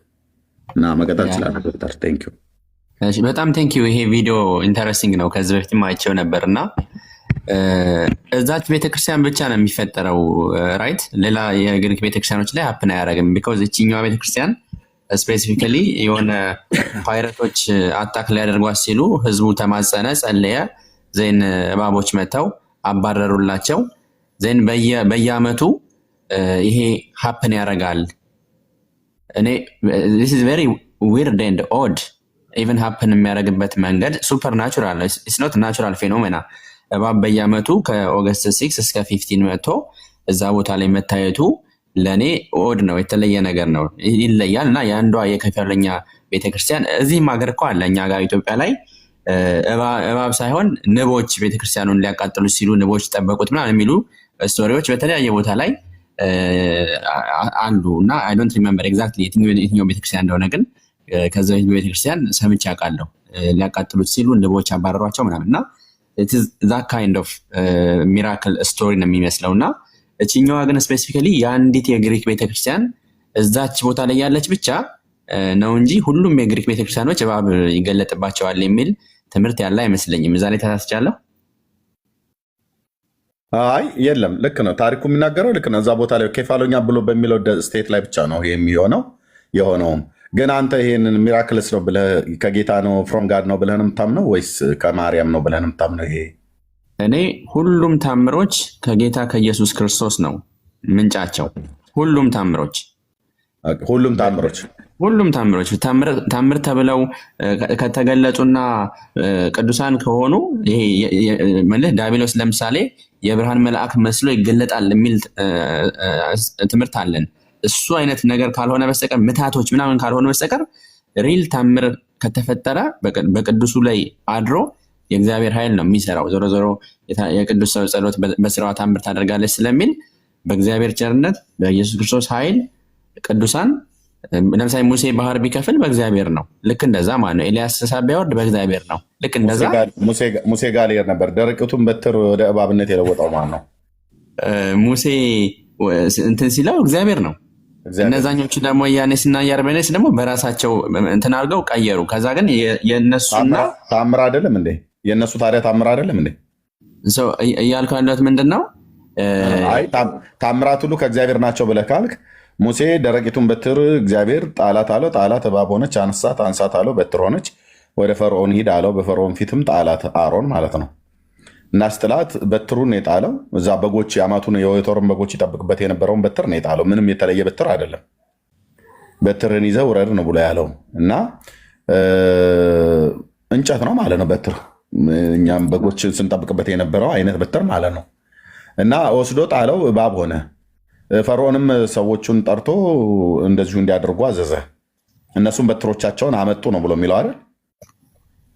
ልክ ነው ኤርሚ። እሱ ጋር የሀሳብ ልዩነት ያለን አይመስለኝም። ምክንያቱም አሁን ታምራት ሁሉ ከእግዚአብሔር ከሆነ እነዚያ የፈርዖን ጠንቋዮች አምጥተው ኢያኔስና ኢያምብሬሴት ብሎ ሙሴ ስማቸውን ማነው ጳውሎስ ስማቸውን የጠራቸው ሰዎች በትራቸውን ወደ እባብነት ጥለው ታምር ሆኗል ማለት ነው። ስለዚህ አሁን መጽሐፍ ቅዱስ ያንን ኢያኔስና ኢያምብሬሴት የተባሉት ጳውሎስ ስማቸውን ጠቅሶ የነገረን ሙሴን የተቃወሙ እነዛ ጠንቋዮች መሆናቸውን አስማተኞች መሆናቸውን እና በአስማታቸው ይህን እንዳደረጉ የእግዚአብሔር ቃል ስለሚነግረን እንጂ እንደዚህ ብሎ ባይነግረን ኖሮ በሙሴ በትር መጣል ወደ እባብነት መቀየርና በእነሱ ሰዎች በትር መጣል ወደ እባብነት መቀየር መካከል ምን ልዩነት አለ? እሱ ነው ለሰው አይን መጽሐፍ ቅዱሱ ልዩነቱን ባያስቀምጥልን ኖሮ ምን ልዩነት አለው ብለህ ታምናለህ? ምንም። አሁን እዛ ቆሜ ቢሆን ኖሮ ሙሴ በኋላ እስከሚጽፈው ድረስ ልዩነቱን አላውቅም ነበረ። ቢኮዝ አንድ አይነት ነገር ነው ሀፕን የሚያደርገው። ግን እኔም እዚህ ላይ ቆርሜዋለሁ ኤርሚ። አሁን ከሰማኝ ቅዱሳን ታምር ሲያደርጉ ሰይጣን ምታት ቢያደርግ ከሱ ውጭ ምናምን ብዬ ለማብራራት የሞከርኩት ይህንኑ ሀሳብ ነው እና ዘሴም ነው። እዚህ ላይ የምንለያይ አይመስለኝም። አይ ቶታሊ አግሪ ዊዝ ዩር ስቴትመንት። በዚህ ባልኩ እስማማለሁ። ቅዱስ ጳውሎስ አሁን ለምሳሌ መናፍስትን መለየት ወይ ደግሞ ዴዘርኒንግ ስፒሪት ብለው የሚሉት ነጮቹ እሱም በምን እንደምትለየው አሁን ተአምራት ከእግዚአብሔር መሆኑና አለመሆኑን በምን እንደምትለየው። ሰይጣንም በዚህ ዘመን ተአምራትን ያደርጋል። ኢቭን ጌታም ተናግሮናል። እንደው በመጨረሻው ዘመን ከሚገለጡ ሐሰተኞች ነቢያት መካከል አንዱ እሳትን ከሰማይ እስከ ማውረድ ድረስ ልዩ ልዩ ተአምራትን ልዩ ልዩ ነገሮችን እንደሚያደርጉ ማለት ነው። የተመረጡትን እስኪያስቱ ድረስ ነው ብሎ የሚለው የተመረጡትን እስኪያስቱ ድረስ ታላላቅ ተአምራትና ምልክቶችን ያሳያሉ። እና ምልክቶች ሁሉ ከጌታ ናቸው፣ ተአምራቶች ሁሉ ከጌታ ናቸው ነው ብዬ የማምነው ነው ብለህ ያልከው። ስለዚህ አሁን በዛ በኬፋሎኛ በተባለው በግሪክ ስቴት ላይ የሚገለጡ እነዚህ እባቦች አሉ። እነዚህ እባቦች ምንጫቸው ከየት ነው? ከማርያም ነው ወይስ ከእግዚአብሔር ነው ብለህ የምትማው አንተ? እኔ እዚህ ላይ በጥንቃቄ አሁንም ሪፍሬዝ ላል በአነጋገር ስተሰርቼ ከሆነ እዚሁ ላይ ይታረማለሁ። እያልኩ ያለሁት ምንድን ነው? ቅዱሳን የሚሰሯቸው ታምራት ከዛ ከቅዱሱ አይደሉም ከእግዚአብሔር ነው። ቅዱሳን የሚሰሯቸው ታምራት ሰይጣን በምትሃት አድርጎ የሚሰራቸው ደግሞ የማምታታት ታምራት ደግሞ በዛኛው ሳይድ ይኖራሉ። እነሱ ከሰይጣን ሊሆኑ ይችላሉ። ግን ቅዱሳን ለምሳሌ አንድ ቅዱስ ታምር ሰራ ከተባለ በሱ ውስጥ የሰራው ያ ግለሰቡ አይደለም፣ የእግዚአብሔር ኃይል ነው፣ የኢየሱስ ክርስቶስ ኃይል ነው የኔ ሀሳቤ ማለት ነው። ሜይ ቢ አሁን እዚህ ጋር ለምሳሌ ይሄ ነገር አክቹዋል ከእግዚአብሔር መሆኑን ማረጋገጫ መንገድ የለኝም። ቢኖር ግን ማርያም አደረገችው የሚያስብል አይደለም። ያ ታምር ከእግዚአብሔር ነው ማረጋገጫ። አሁን ይሄ እባብ ነው አክቹዋሊ ዊርድ ነው። ለምሳሌ ሙሴ በበረሃ እባብ ሰቀለ ይላል። ከዛ በኋላ እሱን አይተው ድምፁን ሰምተው ዳኑ ምናምን ይላል። አሁን እንደዚህ አይነት እንትኖችም አንዳንዴ እንትን ይላሉ፣ እንዴት እባብ ምናምን የሚል የሚያስጨንቅ ነገር አላቸው። ልክ እንደዛ ሆኖ ለምሳሌ ምሳሌ ነው የሚሰጠው። ልክ እንደዛ እንደ ሙሴ እባብ አይነት ሆኖ ይሄኛውም የእባቡ ምልክት ከእግዚአብሔር እንደሆነ ማወቂያ መንገድ ቢኖር ይሄ ፒውርሊ ማርያም አደረገችው አንለውም። ቢኮዝ ቅዱሳኑ የእግዚአብሔርን ኃይል ስለሚጠቀሙ ማለት ነው። ሀሳቤ ገብተዋል? እንትን ብዬዋለሁ፣ ገልጬዋለሁ የተወሰነ ግን ምንድነው አሁን ስፔሲፊክ ስታደርገው የኬፋሎኛ ግሪክ ላይ የተገለጠው ኬፋሎኛ የተባለው ስቴት ላይ በሌሎቹ የግሪክ ኦርቶዶክስ ቤተክርስቲያን ውስጥ አይታዩም። እነዚህ እባቦች የሚታዩት እዛ ቦታ ላይ ነው። ያ ቦታ ደግሞ ከማርያም ጋር በተገናኘ ቤተክርስቲያኒቱ የምትተርከው ትርክት አለ። ስለዚህ ይሄ ምንድነው ብዬ ስል ታምር ነው አልከኝ። ይሄ ታምር ምንጩ ኬት ነው? ምንጩ ከማን ነው? ታምራትን አድራጊው እግዚአብሔር እንደሆነ መጽሐፍ ቅዱስ ስለምታምን ማለት ነው። ሰይጣንም ታምራትን ያደርጋል። የዚህ የኬፋሎኛው እባብ ምንጩ ኬት ነው? ይሄንን እኔ አላውቅም ነው ያልኩ ኤርሚ። እኔ ይሄንን አላውቅም ግን አልኩ ሱፐር ናቹራል ነው። ይሄ ተፈጥሯዊ ክስተት አይደለም። በየአመቱ ከኦገስት 6 እስከ 15 ድረስ እዛ ቤተክርስቲያን ብቻ እባብ መገለጡ የተለመደ ተፈጥሯዊ ክስተት አይደለም። ስለዚህ ሱፐር ናቹራል ከናቹራል በላይ የሆነ ነገር ነው ይሄ ነገር። ስለዚህ ጋድ ነው ከእግዚአብሔር ነው። ሱፐር ናቹራል ከሆነ ከእግዚአብሔር ነው ወይስ ከአጋንንት ነው? ከእግዚአብሔር ይሁን ወይስ ከዲያብሎስ ይሁን እኔ የማውቅበት መንገድ የለኝም። እዛ ቤተክርስቲያን ያሉ ሰዎች ግን በዚህ ዘመን ፓይረቶች ሊያጠፉን ሲሉ እባቦች ድንገት መጥተው ስላባረሩልን ይሄ እግዚአብሔር የረዳን ነው፣ እባቦችን ተጠቀመ እንጂ ረዳን ብለው ያስባሉ እዛ ቦታ ላይ ያሉ ሰዎች። እሱ ራሱ አጥጋቢ ታሪክ አይደለም። ሲጀምር ሊያጠቋቸው የመጡ ሰዎች ከፈለጉ በኬፋሎኛ ደሴት በኩል ውጊያ ጀምረውባቸው ከሆነ በዛ እባብ ካስቸገራቸው በሌላ አቅጣጫ ጠላት አቅጣጫ ቀይሮ ሊወጋ ይችላል። እሱም የማይታመን ነው። ዝም ብሎ እነሱ የሚሉትን ነው የምልህ። ይታወቃል። የአዳም ልጆች ነጭውን ጥቁር፣ የተማረውን ያልተማረ ተረት ነው እና ዲፌንድ እያደረኩ አይደለም ኤርሚ፣ ዲፌንድ እያደረኩት አይደለም። ግን እኔ ይሄንን ነገር ከእግዚአብሔር ነው ወይስ ከዲያብሎስ ነው የሚለውን ማወቂያ መንገድ የለኝም። ፐርሰናሊ ከሆነ የምጠይቀኝ እዛ ቦታ ያሉ ሰዎች ግን ከእግዚአብሔር እዚህ ዘመን ላይ ለምን ከማርያም ጋር ታዲያ አገናኝተው ይተርኩታል? ቤተክርስቲያኑ በማርያም ስም የተሰራ ከሆነ ሲጸልዩ ያ ነገር ሀፕን ካደረገላቸው በዛ የጾም ሰሞን ደግሞ በየዓመቱ የሚሆንላቸው ከሆነ እኔ እንደውም ይሄ ነገር ከእግዚአብሔር ነው ወይስ ከዲያብሎስ ነው የሚለውን ማወቂያ መንገድ ካለን እና ከእግዚአብሔር ሆኖ ቢገኝ ሃይፖቴቲካል ሴናሪዮ ነው የምሰጠህ። ያስደንቃል። እስቲ አንድ ነገር ልንገርህ የምታውቀውን ማለት ነው። ጳውሎስ በአቴና በነበረበት ሰዓት ላይ የተናገረው ነገር አለ አይደል? ጳውሎስ በአቴና አሬስፋጎስ ላይ ገና ሳይገባ ግን አንድ የተናገረው ነገር አለ። የግሪክ ሰዎች ሲቃወሙት፣ ጳውሎስን ሲቃወሙት ምን ነበር እያሉ የተቃወሙት? በተለይ በአንድ በሴት አማልክት ስም የተሰራችን ጣዖት ስሟን እየጠራ ነበር። ታስታውሰዋለህ ብዬ አስባለሁ ዶክተር። ለማይታወቅ አምላክ ምናምን የሚለው ነው ወይስ ሌላ ነው? ለማይታወቀው አምላክ ሳይሆን ሌላ በሴት አማልክት ስም የተጠራች ሴት፣ አማልክቱ በሴት ስም ነው የሚጠራው። ምን ነበር ብለው ያሏት? ምንድናት? አስታውሰኝ። ማለት ለጊዜው አመጣ የአርጤሚስ ንግስት ታላቅ ናት እያሉ ሲጮሁ ነበር አይደል? ህዝቡ እያሉ ነበረ። ጳውሎስ ምን ብለው ጠራ ስትለኝ አልገባኝም፣ ግን ህዝቡ እያሉ ነበር። ልክ ነህ። ህዝቡ እኮ ነው። ህዝቡ ምን እያለ ነበር ነው ያልኩህ። አርጤሚስ የምትባል ነበረች አይደል? አዎ፣ እነሱ ያመልካሉ። እንደዛ የሚባል አላቸው። እሺ፣ ግሪክ ውስጥ ነው ደግሞ መሆኑ። ማናት እሷ? ብዙ ዲቴይልድ ዲግ አላረኩኝም፣ ግን አንተ የምታውቀውን ልነግርህ ትችላለህ። እማራለሁ። አብረን ብናየውስ ይቻላል። ቼክ እናድርገው። ከበፊትም የነበረች ናት። ከጥንት ማለት ነው። የግሪክ ሜቶሎጂ አያልቅም፣ ብዙ ዝርዝር ስላለው ወደ ሌላ ቶፒክ ነው የሚያስገባን። ግን ከእባቡ ጋር በተገናኘ በሴት አማልክት ስም ይታወቃሉ እኮ የጥንት አገሮች ማለት ነው። ዓለም በዚህ አይነት በክፉ የመናፍስት ኃይላት እንደተያዘኝ ማለት ነው። በሴት አንቀጽ የሚሆን በወንድ አንቀጽ የሚሰራ የክፉ መንፈስ አሰራር እንደነበረ፣ ለምሳሌ በጥንት አሶራውያን ኢሽታር የምትባል የፍቅርና የጦርነት አምላክ ተብላ የምትመለክ ነበረች፣ በኔነቫይ ማለት ነው፣ ነነዌ። እዚህም እኮ አቴቴ እኮ የምትባለው እሷ ናት ነው ተብሎ የሚታሰበው። ልመጣልን። አሁን ከጥንቱ ግን ስንጀምር ማለት ነው ግሪክ ላይ አርጤሚስት ብለው ይሏታል።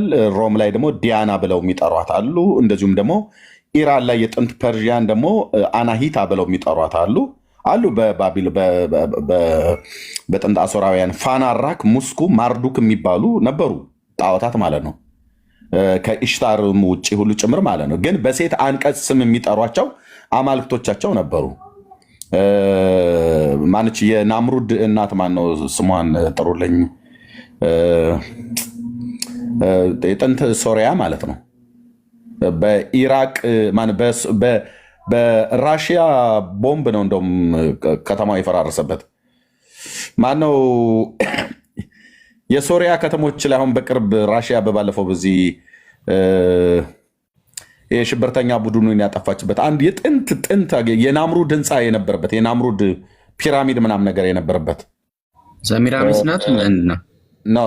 ሰሚራሚስ ነች ሴትዮዋ፣ እሷ ናት። ግን ከተማ ማን ነበር? ሞሱል አይደለም፣ አትላንታ ሞሱል ሳይሆን አንድ አለ በጣም ነው። ሞሱል ኢራቅ ውስጥ ነው። እሱ ሞሱል ሳይሆን ማነው ሶሪያ ውስጥ ነው ያለው።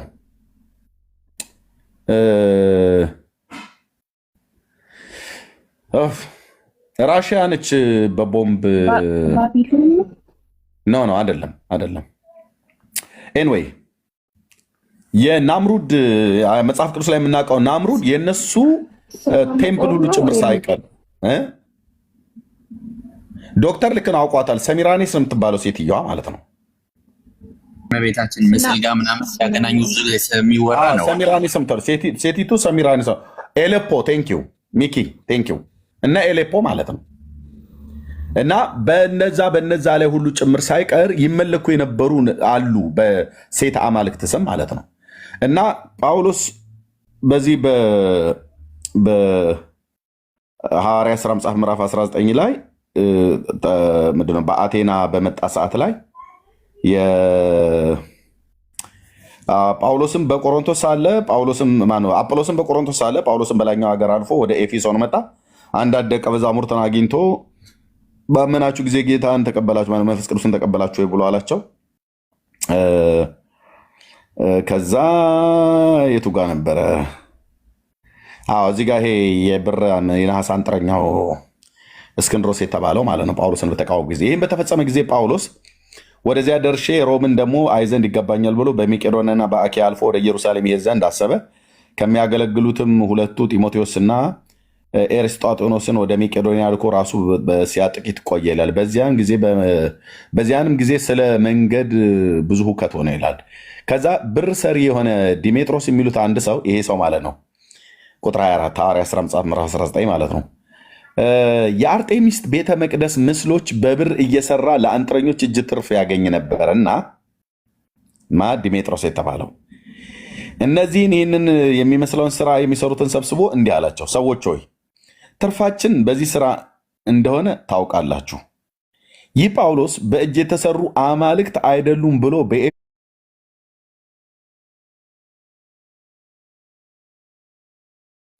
ከጥቂት ክፍል በቀር በእስያ ሁሉ ብዙ ሕዝብን እንዳስረዳና እንዳሳተ አይታችኋል፣ ሰምታችኋል። ስራችን እንዲናቅ ብቻ አይደለም፣ እስያ ሁሉ ዓለሙም የሚያመልካት አለ። ይኸውልህ ግሪክ ላይ ማለት ነው፣ በኤፌሶን ነው ይህንን ያለው። ኦኬ እኔ አሁን እነዚህ ከኦገስት 6 እስከ 15 የሚገለጡ እባቦች ኦርቶዶክስ ማርያም ናት እያለች እሽኮሎሌ ብላ ብትልም ለእኔ ግን ኤርሚ ግሪኮች ማለት ነው። ልጨርስልህ። እኔ ኦርቶዶክስ ወደ ኢትዮጵያ እመጣልሃለሁ። ወደ ኦሪየንታል እባብ በኢትዮጵያ ኦርቶዶክስ እንዴት እንደሚመለክ እናሳያለን። እና ግን አንዴ ይቅርታ ግን ስላቋረጥኩ ይቅርታ። ችግር የለም። አሁን እዚህኛው ጋር ስፔሲፊክሊ የግሪክ ኦርቶዶክሶች ምን እንደሚሉ ነው እያወራን ያለ ነው እንጂ እኮ እኔ አሁን እያወራሁ ነው። እኔ ግሪክ ላይ ነው የኬፋሎኛው እባብ ምንጩ ኬት ነው ብዬ ስልህ ሚራክል ነው ሱፐርናቹራል ነው ብለህ አልከኝ። ኦኬ የዚህ ሱፐርናቹራል ምንጩ ከጌታ ነው ከማን ነው ብዬ ስልህ አይ ከእግዚአብሔር ነው ብዬ ለማለት ይከብደኛል አልክ። ታዲያ እንደዛ ሳይሆን እኔ አላውቅም ነው ያልኩህ። እኔ ማወቂያ መንገድ የለኝም። እነሱ ግን ቦታው ላይ ያሉት እግዚአብሔር እንደዛ አድርጎልናል ብለው ያስባሉ ነው ያልኩህ። ኦኬ እነሱ እግዚአብሔር ነው ብለው ያሉትን እኛ ደግሞ ምንጩ ከማን እንደሆነ እናሳይ ነው እያልን ያለ ነው። አንደኛ ምድሩ ከድሮም ጀምሮ እንደዚህ አይነት አማልክት ይመለክበት የነበረ ስራ ስለሆነ ምንድነው ያለ ይሄ ናስ አንጥረኛው ስራችን ሁሉ ብቻ አይደለም እስያ ሁሉ ዓለሙም የሚያመልካት የአርጤሚስት የታላቂቱ በሴት አንቀጽ ማለት ነው የታላቂቱ አምላክ የአርጤሚስ ቤተ መቅደስ ምናምን ሆኖ እንዲቆጠር እንጂ ታላቅነቷን ደግሞ እንዲሻር ያስፈራል ብሎ ነገራቸው ማለት ነው በጳውሎስ ላይ። ከዛ ይህንን በሰሙ ጊዜ ቁጣ ሞላባቸው። የኤፌሶን አርጤሚስ ታላቅ ናት እያሉ ጮሁ ይላል። አሁን ማርያም ተማላለች እያሉ እንደሚጮሁት ማለት ነው። መረጃ አምጡ ስንላቸው ግን የለም እና ጮሁ ይላል። ከተማው በሙሉ ተደበላለቀ። የመቄዶንያ ሰዎች የጳውሎስን ጓደኞች ጋዮስንና አርስጥሮኮስን ከእነሱ ጋር ነጥቀው በአንድ ልብ ሆነው ወደ ጨዋታው ስፍራ ሮጡ ይላል። እኔ አሁን የፈለግኩት እቺ ዓለሙና እስያ በሙሉ ሁሉ ጭምር ሳይቀር የሚያመልካት የአርጤሚስ ንግስት የተባለችዋ ማናት ብለን ስንል ምን ትመስላለች ብለን ስንል ቀጥታ ገብተን እንግዲህ መኮምኮም ነው ያለብን አይደል? መረጃ ያለበት ዘመን ስለሆነ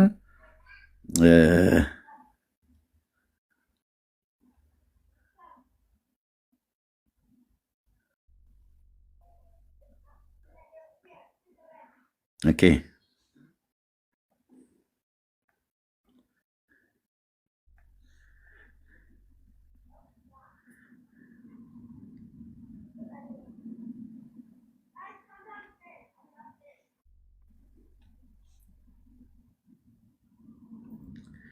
ኦኬ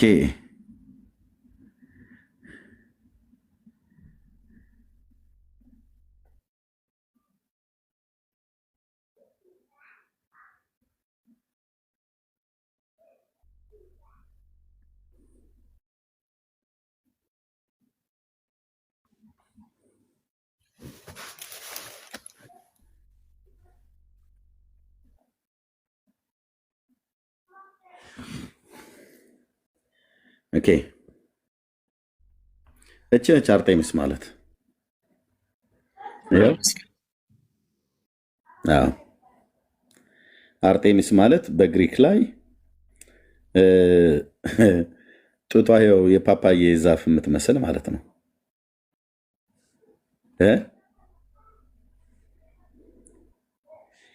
በሴት አንቀጽ ስም የምትመለከዋ አርጤሚስ ማለት እቺ ናት ወገኖቼ።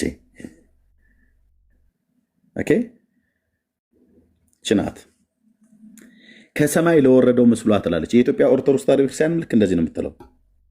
አሁን እሱ እንኳን መስቀል ሆኖ ተገኘ።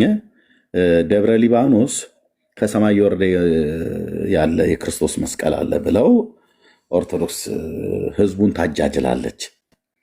ግን በጣም የሚገርማችሁ ከፈረንሳይ ሀገር ነው ከእንግሊዝ ሀገር መንግስት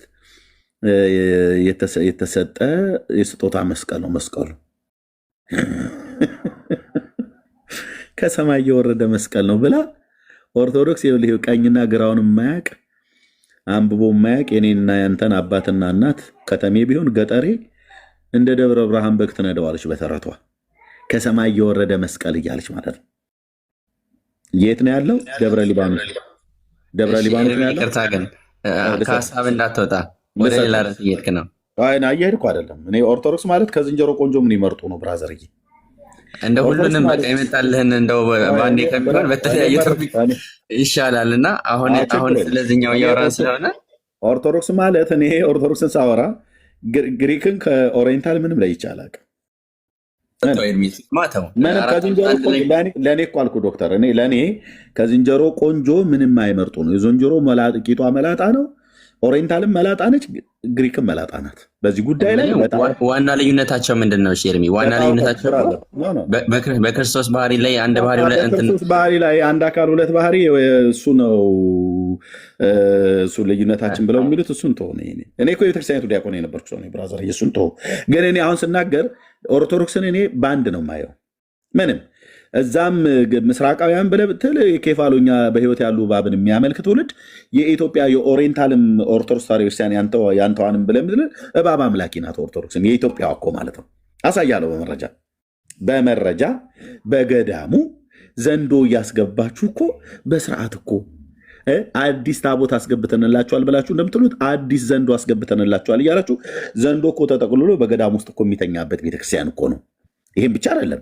ዘንዶ እኮ ቀና ብሎ ከታቦቱ ስር ከመንበሩ ስር ተነስቶ ቅዱስ ቁርባንና ስጋው ደሙን ይበላል ይጠጣል። ወጥቶ እኮ ስግደት ሰግዶ ተመልሶ መጥቶ ገብቶ ይተኛል እኮ ተብሎ የሚባልበት ነው። የአባ ጊዮርጊስ ዘጋስጫ ወሎ በ13ኛው ክፍለ ዘመን የነበረ ዳግማዊ ቄርሎስ ብላ የምትለው የቤተክርስቲያን አባት ተብሎ የሚባለው ሰውዬ ገዳም ውስጥ ዘንዶ ተጠቅልሏል። ብራዘር የቤተክርስቲያኒቱ መጽሐፍ አባ ጊዮርጊስ እንደዛ ብለው ጽፎ ነው ኤርሜ። ቤተክርስቲያኒቱ ናት እንጂ እንደዛ ብላ የጻፈችው።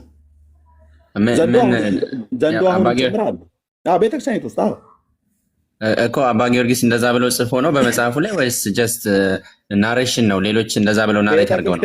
ቤተክርስቲያኒቱ ገዳሙ የማን ነው? የአባ ጊዮርጊስ ዘጋስጫ ገዳም ማን ነው? የኦርቶዶክስ ተዋሕዶ ቤተክርስቲያን አይደል? ጋስጫ እዛ ያለ ምንድን ነው? ደቡብ ወሎ ውስጥ እኮ ገዳሙ የማን ነው ነው ብያልኩ። መቼም የቤተክርስቲያን በቃ። ስለዚህ ገዳም የለውም። ስለዚህ በዛ ቤተክርስቲያን ገዳም ውስጥ ወይ ደግሞ በዛ ገዳም ውስጥ በህይወት ያለ እባብ አለ ተኝቶ ማለት ነው። በእናንተ ቤተክርስቲያን ውስጥ ልቆ ጭምር ሳይቀር ዘንዶ የሚያጠምቅ ዘንዶ አለ። ዘንዶ ሲፈቅድ ጸበል የሚቀዱ አሉ። ዘንዶን ከህፃን ጋር ቁጭ አድርገው ዘንዶ ህፃኑ ይጠብቀዋል፣ ዘንዶም ህፃኑ ይጠብቀዋል፣ ህፃኑ በዘንዶ ተልኮ ጸበል ይቀዳል ብሎ የሚለውን አሳያለሁ እዚህ አሁን ቪዲዮ ከፍቼ ማለት ነው። ስለዚህ ለእኔ የምስራቅን ኦርቶዶክስ የኬፋሎኛውን ሳነሳ ከኦሪየንታል ኦርቶዶክስ ጋር ምንም ነገር አንድ ናችሁ። የስምም ተመሳሳይነት ብቻ ሳይሆን በአምልኮተ ባዕድም በሙሉ የተወራችሁ ነው። ግን አርጤሚስ የምትባሏች ናት። ልብ በሉ ወገኖች፣ ጳውሎስ ታላቅነቷ ሁሉ እንዲናቅ ያስፈራል ብለው ያስጮሁት ዓለሙን ሁሉ የምታጠባ ትውልድን ሁሉ የምታጠባ የትውልድ እናት ነው ተብላ የምትባለው። ልብ በሉ ንግሥተ ሰማይ ወምድር እያለች ኦርቶዶክስ እንደምትላት ማለት ነው። ኦኬ። ስለዚህ በጥንት አረማውያን እንኳን ጭምር በሶሪያ እንዳልኳቸው ማለት ነው፣ በአሴሪያን ማለት ነው፣ በኔነቫይ ኢሽታር የምትባለ የጦርነትና የፍቅር አምላክ ተብላ የምትባል ነበረች። የጥንት ፐርዥያን ማለት ነው፣ ሜዶና ፋርስ፣ በእነሱ ደግሞ አናሂታ ብለው ይጠሯታል። ግቡና ይሁት እስራኤል ይህንን ከአሕዛብ ለቃቅማ አምጥታ የሰማይ ንግሥት ብላ ታምናት ነበር። በትንቢተ ኤርምያስ መጽሐፍ ምዕራፍ 42 43 ላይ 44 ላይ ሄዳችሁ ስታዩ ለሰማይ ምስል ማነው ለሰማይ ንግሥት እንጀራ መጠጥ ቁርባንን እናፈስላት ነበር ብለው ማለት ነው። ያመልኳት ነበር በስርዓት። ዓለም ሁሉ እኮ በሴት እኮ ነው የተያዘው። ማንም ይሁን ማንም እኛ ኬፋሎኛ ላይ በዓመት አንድ ጊዜ እባብ ይወጣል። ከዛስ በሚወጣበት ሰዓት ሱፐርናቹራል ነው። እኔ ከእግዚአብሔር ነው አይደለም ብዬ ልል አልችልም አለ ዶክተር ማለት ነው። ጥሩ ነው አለማለት ብትልም ኖሮ እኛ መረጃ ስላለን በመረጃው ዲባንክ እናደርግ ነበር ማለት ነው። ግን እግዚአብሔር አሁን አዲስ ኪዳን ላይ ማወቅ ያለብህ እግዚአብሔር አዲስ ኪዳን ላይ የሆነ ገዳም ውስጥ ወይ ደግሞ የሆነ ደሴት ላይ እባብ እያፈለቀ እያወጣ ህዝቡ እባብ እየተሻሸ ባርኮቱን እንዲቀበል ብሎ እግዚአብሔር እባብ የሚያፈልቅበት አንዳች ምክንያት የለም። ሙሴ በምድረ በዳ እባብን እንደሰቀለ በእርሱ የሚያምን ሁሉ የዘላለም ሕይወት እንዲኖረው የሰው ልጅ ሊሰቀል ይገባል ብሏል። በቃ እግዚአብሔር ልጁን ልኳል ወደዚህ ዓለም። ልጁ ያለው ሕይወት አለው ነው እንጂ ያለው እባብ ያለው ሕይወት አለው አላለም። ስለዚህ ፍሮም ጋድ አለመሆኑን ከምታውቅበት አንዱ ከእግዚአብሔር አለመሆኑን ከምታውቅበት አንዱ እግዚአብሔር በአዲስ ኪዳን ኦኬ የእባብ አገልግሎት የለውም። ኦኬ በብሉይ ኪዳንም የእባብ አገልግሎት የለውም። አንድ ጊዜ ብቻ እሱንም በምድረ በዳ ስለተቃወሙ እሱንም ጥላ ሆኖ እግዚአብሔር በመለኮታዊ ኪነ ጥበቡ ጥላ ሆኖ ለክርስቶስ ምሳሌ ሆኖ የተጻፈ በምድረ በዳ ሲጓዙ ከነበረው ጌታን ሲቃወሙት ከናስ እባብን ቀርጸህ በአላባ ላይ ስቀለው ብሎ አለው። እሱን በምታየው ሰዓት ላይ ትድናላችሁ በላቸው አለው። ልክ ነው። በቃ እሱን አድርጎታል። ከዛ በኋላ ያ የነሐስ እባብ ያው በንጉሱ በሕዝቅያስ ዘመን ነውሽታ ነው ብሎ ሰባብሮ ጥሎታል ይላል። በቃ ከዚህ ውጭ የለውም እግዚአብሔር። እና አሁን ኦገስት 6 ጀምሮ የሚፈልቁ እባቦች ተብሎ የሚባል የለም። ግን ይህንን ያነሳኑ ለምንድን ነው?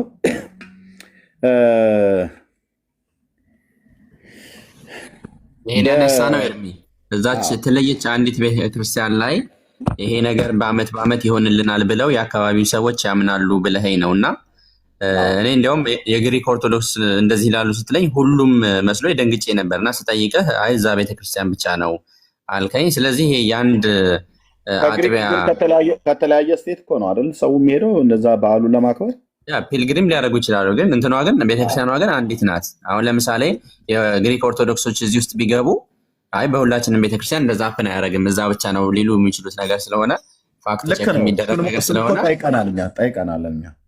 ቴንክ ዩ። ስለዚህ አሁን እሱን እንጠቅልለው እንመልሰውና ወደ ጉዳያችን የተስማማንባቸው ነገሮች አንደኛ ካቶሊክ፣ ኢስተርን፣ ኦሪየንታል፣ አሲሪያን እንደሚያከብሩት፣ ሁለተኛ ሁሉም የሚያከብሩት ማርያም ተነስታለች ብለው እንደሆነ መረጃ ግን የላቸውም።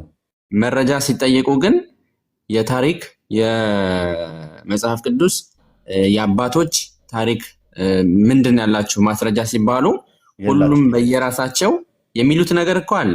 እንዲህ ብለው የሚጠቅሱት ነገር አለ። ግን ያሳምነናል ወይ የቱ ጋር ነው ያለው ብለን ዲግ ስናደርግ ኩዌስችን እያደረግነው ስንሄድ መረጃውን ከየት ነው የምናገኘው እያለን ስንል ውስጣችንን ያሳምናለን ወይ እኛ እንቀበለዋለን ወይ ብለን ስንመረምር የተለያየ አይነት ሐሳብ ሆኖ ይገኛል። እና እኔ አሁን በዚህ ጉዳይ ላይ አንዱ የኛዋ ዶክተር እዚህ ላይ በደንብ እንትን እንድትል የኛዋ አሁን እኛ ኢትዮጵያውያን ስለሆንን የኛዋ የኢትዮጵያ ኦርቶዶክስ ተዋሕዶ ቤተክርስቲያን የማርያምን ከሙታን መነሳት መረጃ ብላ የምታቀርበው ከታሪክም ወይ ከአባቶችም ወይ ከመጽሐፍ ቅዱስም መረጃ ብላ የምታቀርበውን እስኪ አንድ ሁለት መረጃ ንገረን እንስማ። ቀጥል።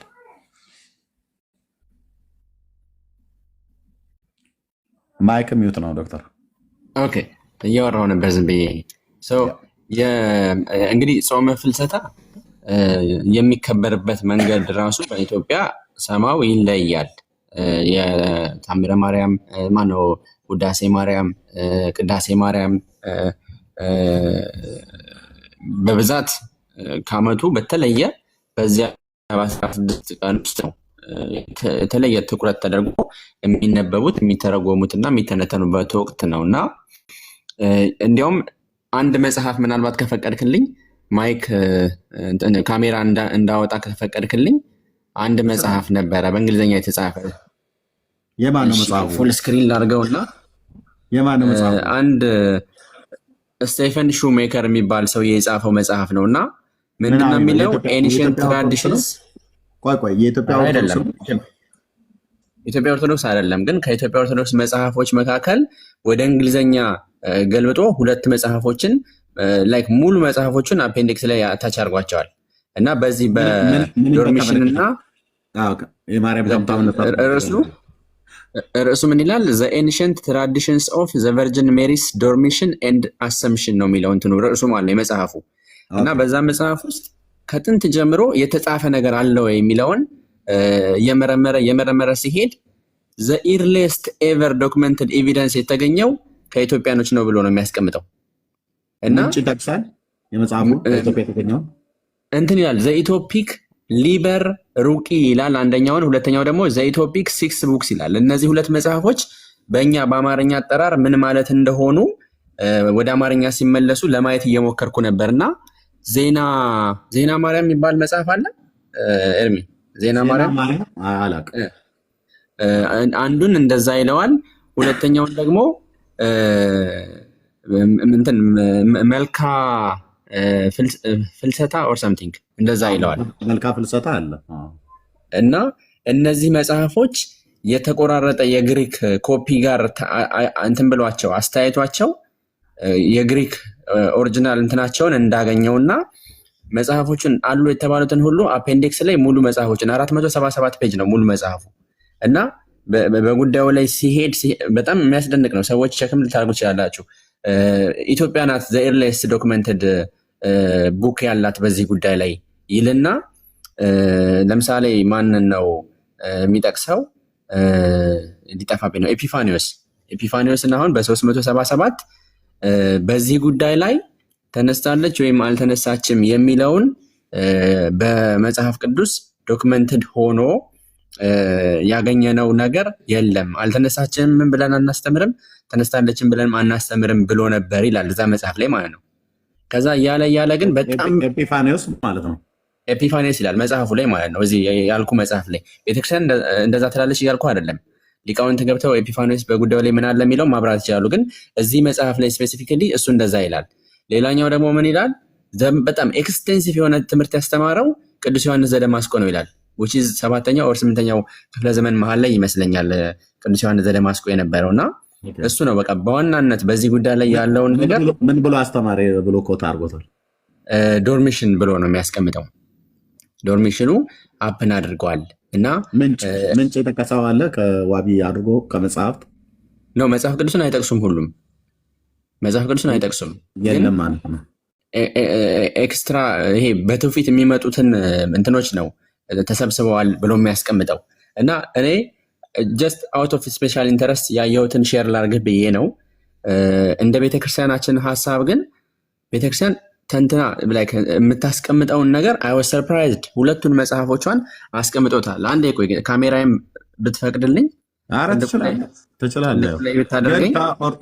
ከኦርቶዶክስ ቅድም አለን። አሁን የግሪክ ኦሪየንታል ካቶሊክ የሚሉትን እኛ እንደ ኢትዮጵያ የኢትዮጵያ ኦርቶዶክስ ታሪክሳን የማርያምን ከሙታን መነሳት እርገትን ዋቢ አድርጋ የምትናገርበትን ከመጽሐፍ ቅዱስ ወይ ደግሞ ከታሪክ ያለውን እሱን አሳየን ስለ የዚህን ሰው ነው የጠቀስከው። ይሄ ሰውዬ ደግሞ ከመልካ ፍልሰታ ላይ ነው የጠቀሰው ነው ብለህ የምትለው ዋቢ ብሎ ያገኘው እንግዲህ በጣም ተአማኒነት አለው ብሎ ያለው መጽሐፍት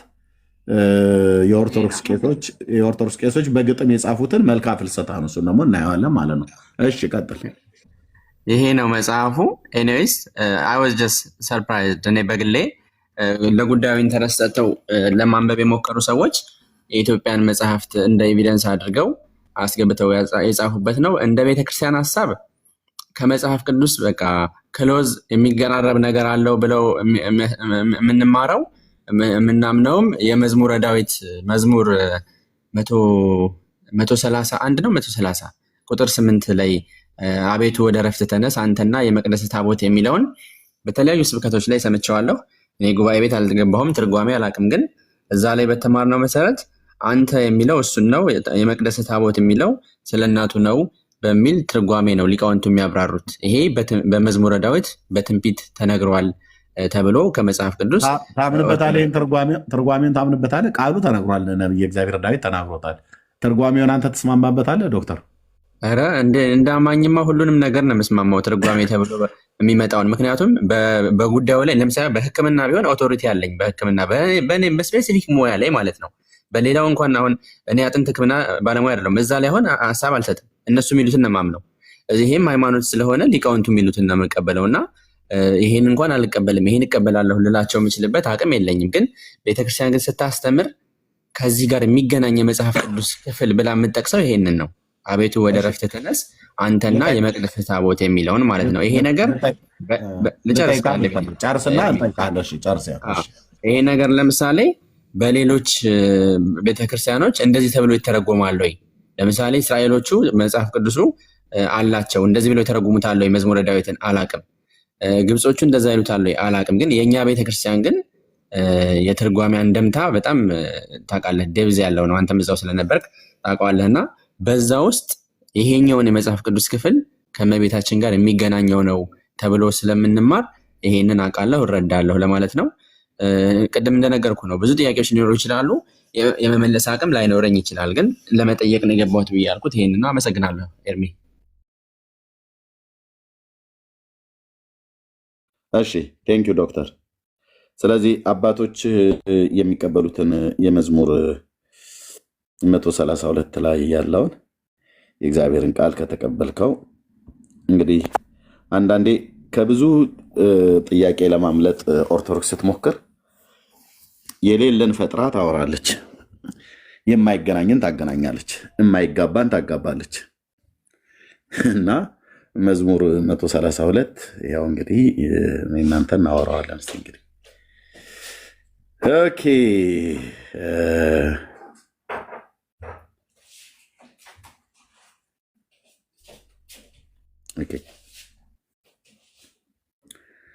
አቤቱ ወደ እረፍት ተነስ አንተና የመቅደስ ታቦት። ይህን ክፍል አለ የጠቀሱት ዶክተር የማይኩን ክፈተው። ይህን ክፍል ጠቅሰው ነው አይደል? የማርያም ከሙታን መነሳት ነው ብሎ የሚለውን ነገር ለመጠቀስ አንተ ብሎ የሚለው ጌታን፣ የመቅደስ ታቦት ብሎ የሚለው ማርያምን ብለው ነው አይደል የጠቀሱት? አዎ ትምህርት ላይ እንደዛ ነው የምንማረው። ታምንበታለህ እሱኛውን ትምህርት? አዎ ኦርቶዶክሳዊ የሆኑ መምህራን ያስተማሩትን እቀበላለሁ። ያው እዛው እምነት ውስጥ ስለሆንኩኝ እቀበላለሁ። ስለዚህ እንደው የተቀበልከው አሳማኝ ስለሆነ ነው አይደል ዶክተር? እኔ በዚህ ቤተክርስቲያን ያለችውን ሁሉንም መርምሬ አልጨረስኩም። አሳማኝ ስለሆነ የተቀበልከው፣ መቼም የተቀበልከው አሳማኝ ስለሆነ ነው አይደል? አዎ። እኔ ደግሞ ብሉይ ኪዳን ተብሎ ሲባል በቃ ፀጉሬ ሁሉ ነው የሚቆመው፣ ደስ ይለኛል። መጋቢ ብሉይ ነህ እንደ ኤርሚ ለማውራት ማለት ነው። መጋቢ ብሉይ ነህ? አይ በቃ ግን ደስ ይለኛል። ወይ እንድናየው ማለት እግዚአብሔር ቃል ብሉይ ኪዳን አዲስ ኪዳንም ቢሆን በተለይ ደግሞ ብዙ ሰው ሄዶ ሃይማኖተኞች የሚደበቁት ብሉይ ኪዳን ላይ ስለሆነ በጣም ደስ ይለኛል እና አብረን እንድናየው ነው። ዶክተር ግን ትርጓሜውን ተቀብለዋል አይደል? ቤተክርስቲያን ስለተረጎመችው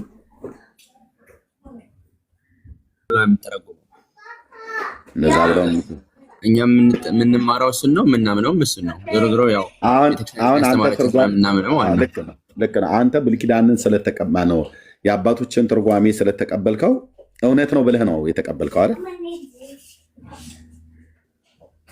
ቅድም እንደነገርኩ ነው። ቴዎሎጂሻን አይደለሁም፣ የጉባኤ ቤት ሰው አይደለሁም። አማኝ ነኝ። ቤተክርስቲያን ያስተማረችኝ ደግሞ እቀበላለሁኝ። ሊቃውንቱ ሲያወሩ እሰማለሁ፣ እቀበላለሁ። ልክ ነህ እኮ ዶክተር። ስትቀበለው በሴኩላሩ ዓለም የተማርክ ሰው ስለሆንክ ዶክተር ስለሆንክ የነገሩ እውነተኝነት ሚዛን ስለደፋብህ ትርጓሜውም ውሃ የሚያነሳ ሆኖ ስላገኘው ነው የተቀበልከው። ስለዚህ የእነሱ ትርጓሜ ከሙታን መነሳቷን ለማረጋገጥ ይሄ በነቢየ እግዚአብሔር በዳዊት የተነገረ ትንቢት ነው ብለው ጠቅሰው ይሄን ክፍል ሲናገሩ አቤት ወደ ዕረፍት ተነሳ አንተና የመቅደስ ታቦት ብለው ስላሉ የመቅደሱ ታቦት ማርያም ናት፣ አንተ ደግሞ የተባለው እሱ ነው ብለው ነው የተረጎሙት። እና አንተ ይህንን ሲተረጉሙት እኮ ሰምታል። ስለሰማህም እውነተኛ ስለሆነ ነው የተቀበልከው አይደል? እሺ ትርጓሜ ቀጥታ የሚተረጉሙት አለ ለወቅቱ ብለው ነው አይደል? ዶክተር በቀጥታ የሚተርጉሙት አግድመት የሚተርጉሙት ግን አንተ ግን ትርጓሜው ግን ተስማምቶ አሜን ብለሃል። ቃልዮት ያሰማልን መንግስተ ሰማያት ያዋርስልን ብለህ ተቀብለዋል አይደል? ትርጓሜው አሁን ሊቃውንት ነው። እኔ በለዓምም አህያው ተናገረች ሲባል ተቀብያለሁ፣ ድንግልም ወለደች ሲባል ተቀብያለሁ። ከዚህ ከዓለሙ እውቀቴ ውጭ የሆኑ መጽሐፍ ቅዱስ ላይ የተጻፉ ነገሮች ሀፕን ሲያደርጉ ናቡከደነጾርም ወደ አውሬነት ተቀይሮ ተመለሰ ሲባል ተቀብያለሁ። ስለዚህ ከሙያዬ ጋር አይገናኝም ሀሳቤ ማለት ነው። ዶክተር እሱኛውን እኮ አንተ ብቻ አይደለም የተቀበልከው። ድንግል ትጸንሳለች ብሎ ድንግል ወልዳለች ብሎ ያለው ኦርቶዶክሳዊ አይደለም ያለው፣ ጴንጤ አይደለም ያለው፣ ካቶሊካዊ አይደለም ያለው፣ መጽሐፍ ቅዱስ ነው። ተቀብለናል። እኔም አንተም በለዓምም አህያ ተናገረ የተባለ ሲሆን መጽሐፍ ቅዱስ ስለተናገረ ነው ተቀብለናል። ምንም ጥርጥር የለውም። የእግዚአብሔር ቃል የተናገረው ሙሉ በሙሉ እንቀበላለን። ናቡከደነጾርም እንደ በሬ ሳር በላ ብሎ ያለን መጽሐፍ ቅዱስ ነው ተቀብለናል። ይሄን ትርጓሜ ግን ተቀብለዋል አንተ ነው እያልኩ። የመቅደስ ታቦት ብሎ የሚለው ማርያም ናት፣ መቅደስ አንተ ደግሞ የተባለው ጌታ ነው ብሎ የሚለውን ከሙታን መነሳቷን ትንቢት ተነግሮላት ዘመን ተቆጥሮላት ተብሎ የተባለውን ትርጓሜ ሲተረጉሙ ቃልዮት ያሰማልን መንግስተ ሰማያትን ያዋርስልን በዕድሜ በጤና ይጠብቅልን ብለህ ይህንን ትምህርት ያስተማርህን አባት አሜን ብለህ ተቀብለኸዋል አይደል? አባት ብቻ አይደለም እንዳጠቃላይ እንደ ቤተክርስቲያን ነው ይሄ ትምህርቱ ያለው። ተቀብለዋል አይደል? አዎ ተቀብየዋለሁ። ቴንኪው። ስለዚህ አሁን ዶክተር ስለሆንክ የተማርክ ስለሆንክ ከኔ ይልቅ የተሻለ ታውቃለህ። ነጮች ኮንቴክስት ብለው የሚሉት አለ ወይ ደግሞ በእኛ በአማርኛው በአረብን በግዕዙ አውድ ማለት ነው አይደል? ይችኛዋ ጥያቄ አልገባችም። ኮንቴክስት ወይ ደግሞ ነጮቹ ኮንቴክስት ብለው የሚሉት ወይ ደግሞ እኛ አውድ ብለን የምንለው አለ አይደል? አንድ ክፍል ከመተርጎማችን በፊት ቁጥር 8 ከመተርጎማችን በፊት ክፍሉን ወደ ላይ ከፍ ብለን ወርታይ ዝቅ ብለን ማንበብ ይጠበቅብናል አይደል? ልክ ነው። ቤተክርስቲያን ግን የትርጓሜ ስልቷ ደግሞ ልዩነት እኮ አለ አይደል? የኛ ቤተክርስቲያን የፈለገ ይኑረው። ነጮቹ ኮንቴክስት ብለው ከሚሉት እኛም አውድ ብለን ከምንለው ውጭ አውጥተህ ይሄንን ቁጥር ብቻ ከዚህ ጋር ገንጥለህ ካልሆነ እችን ቃል ብቻ አውጥቶ የሚተረጉም ከሆነ ያው እንግዲህ ከመናፍቃን ትርጓሜ ከትንባሆ ልምላሜ ያድነን ብሎ የሚለው የአባቶችን ምርቃት መርቀን እንሸኛኛለን ማለት ነው። ይህን ቃል ብቻ አውጥተህ ለብቻው አተረጉም። ይሄ ቃል የሚተረጎመው እዚህ አብረው የተጻፉ ከፍ ብሎ 7 ቁጥሮች አሉ፣ ዝቅ ብሎ ደግሞ ምን ያህል ቁጥሮች እንዳሉ አብረን እናያለን። አውዱ ሙሉ በሙሉ መነበብ አለበት ማለት ነው አይደል? ቆይ ኤርሚ አንዴ ቤተክርስቲያን የምትለው ስለ ዘሩባቤል ስለ ትሩፋን ተናግሮታል እንዲህ ብላ ትጠቅስና ዶክተር ቤተክርስቲያኒቱ የማትለው የለም። እኔ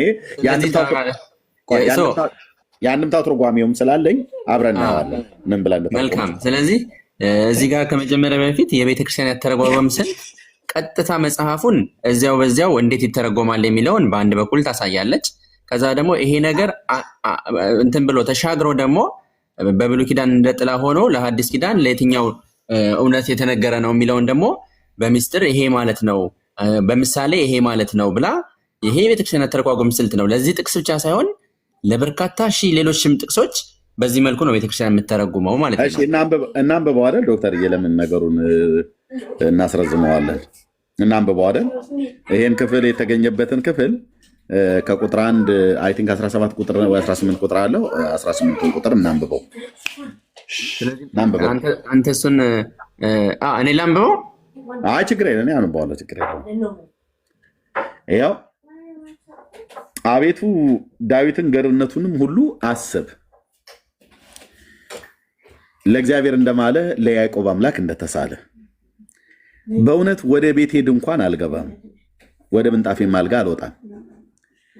ለዓይኖቼ መኝታ፣ ለሽፋሽፍቶቼ እንቅልፍ፣ ለጉንጮቼም እረፍትን አልሰጥም፣ ለእግዚአብሔር ስፍራ ለያዕቆብ አምላክ ማደሪያ እስካገኝ ድረስ ብሎ እነሆ በኤፍራታ ሰማኑ፣ በዱር ውስጥም አገኘኑ። ወደ ማደሪያዎቹ እንገባለን፣ እግሮቹ በሚቆሙበት ስፍራ እንሰግዳለን።